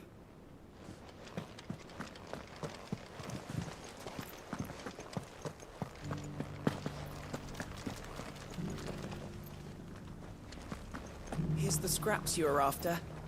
Thanks. Can't do without leather if I'm to polish these stones. You can go inside if you want, but stay quiet. Yeah, they're polishing the stones for shipment. Any sudden noises and they might drop one.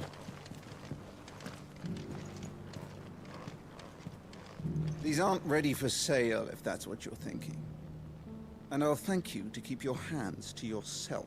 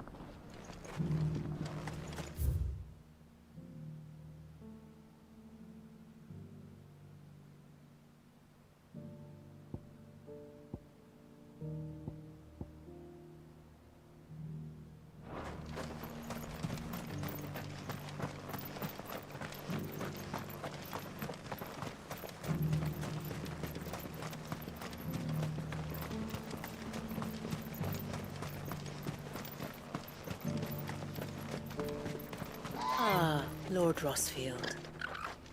I'm afraid I cannot stay to talk. I must leave to collect the reports of our spies in the field. Now that you wear the Phoenix down, our brothers and sisters will no doubt reveal themselves to you too. Farewell, my lord. And may the Firebird's flame burn ever in your heart. The free city's under siege? Who'd have thought it? Master Cyril, luckily. And thank goodness he told us before we set out.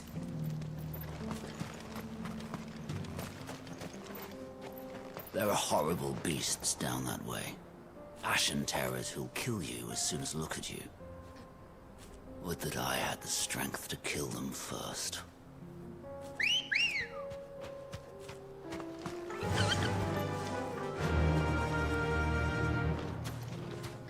Run like the wind.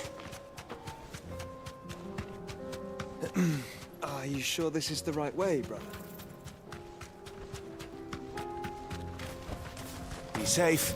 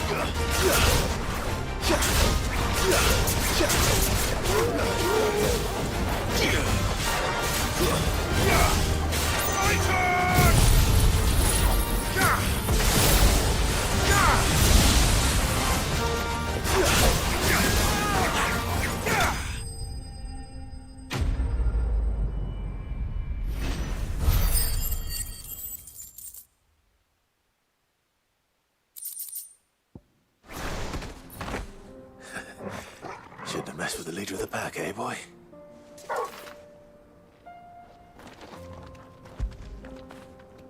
What a fine hound.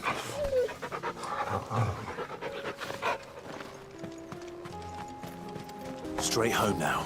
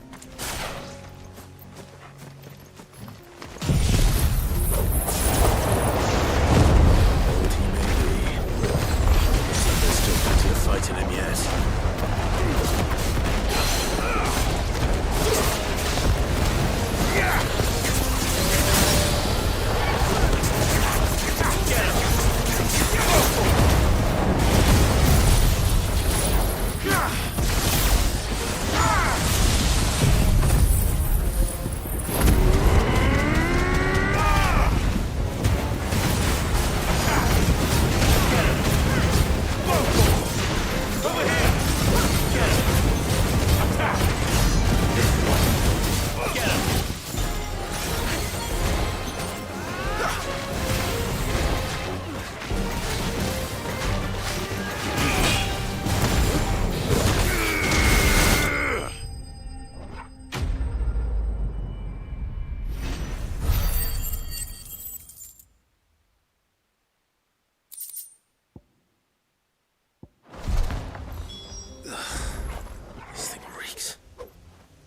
it's off my hands, the better.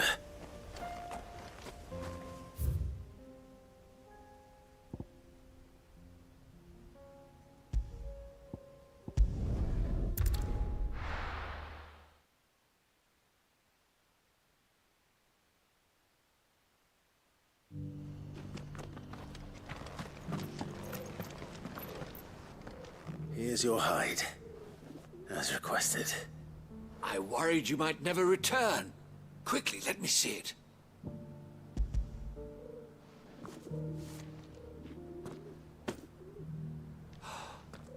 Oh, as supple as a maiden's cheek, yet as adamant as her virtue. This is everything I had hoped for, and more. Clearly, my trust in you was not misplaced. You must be a hunter of considerable talent to have bested the beast with nary a scratch. Join me as my honored partner. With my means and your might, we shall be as wealthy as the merchant kings of Zemeckis. I don't plan on making a habit of this. I'm busy enough as it is. Very well. Though I believe fate had a hand in our meeting, it would be unbecoming of me to beg. Do not allow me to keep you from being about your business. Here, for the hide.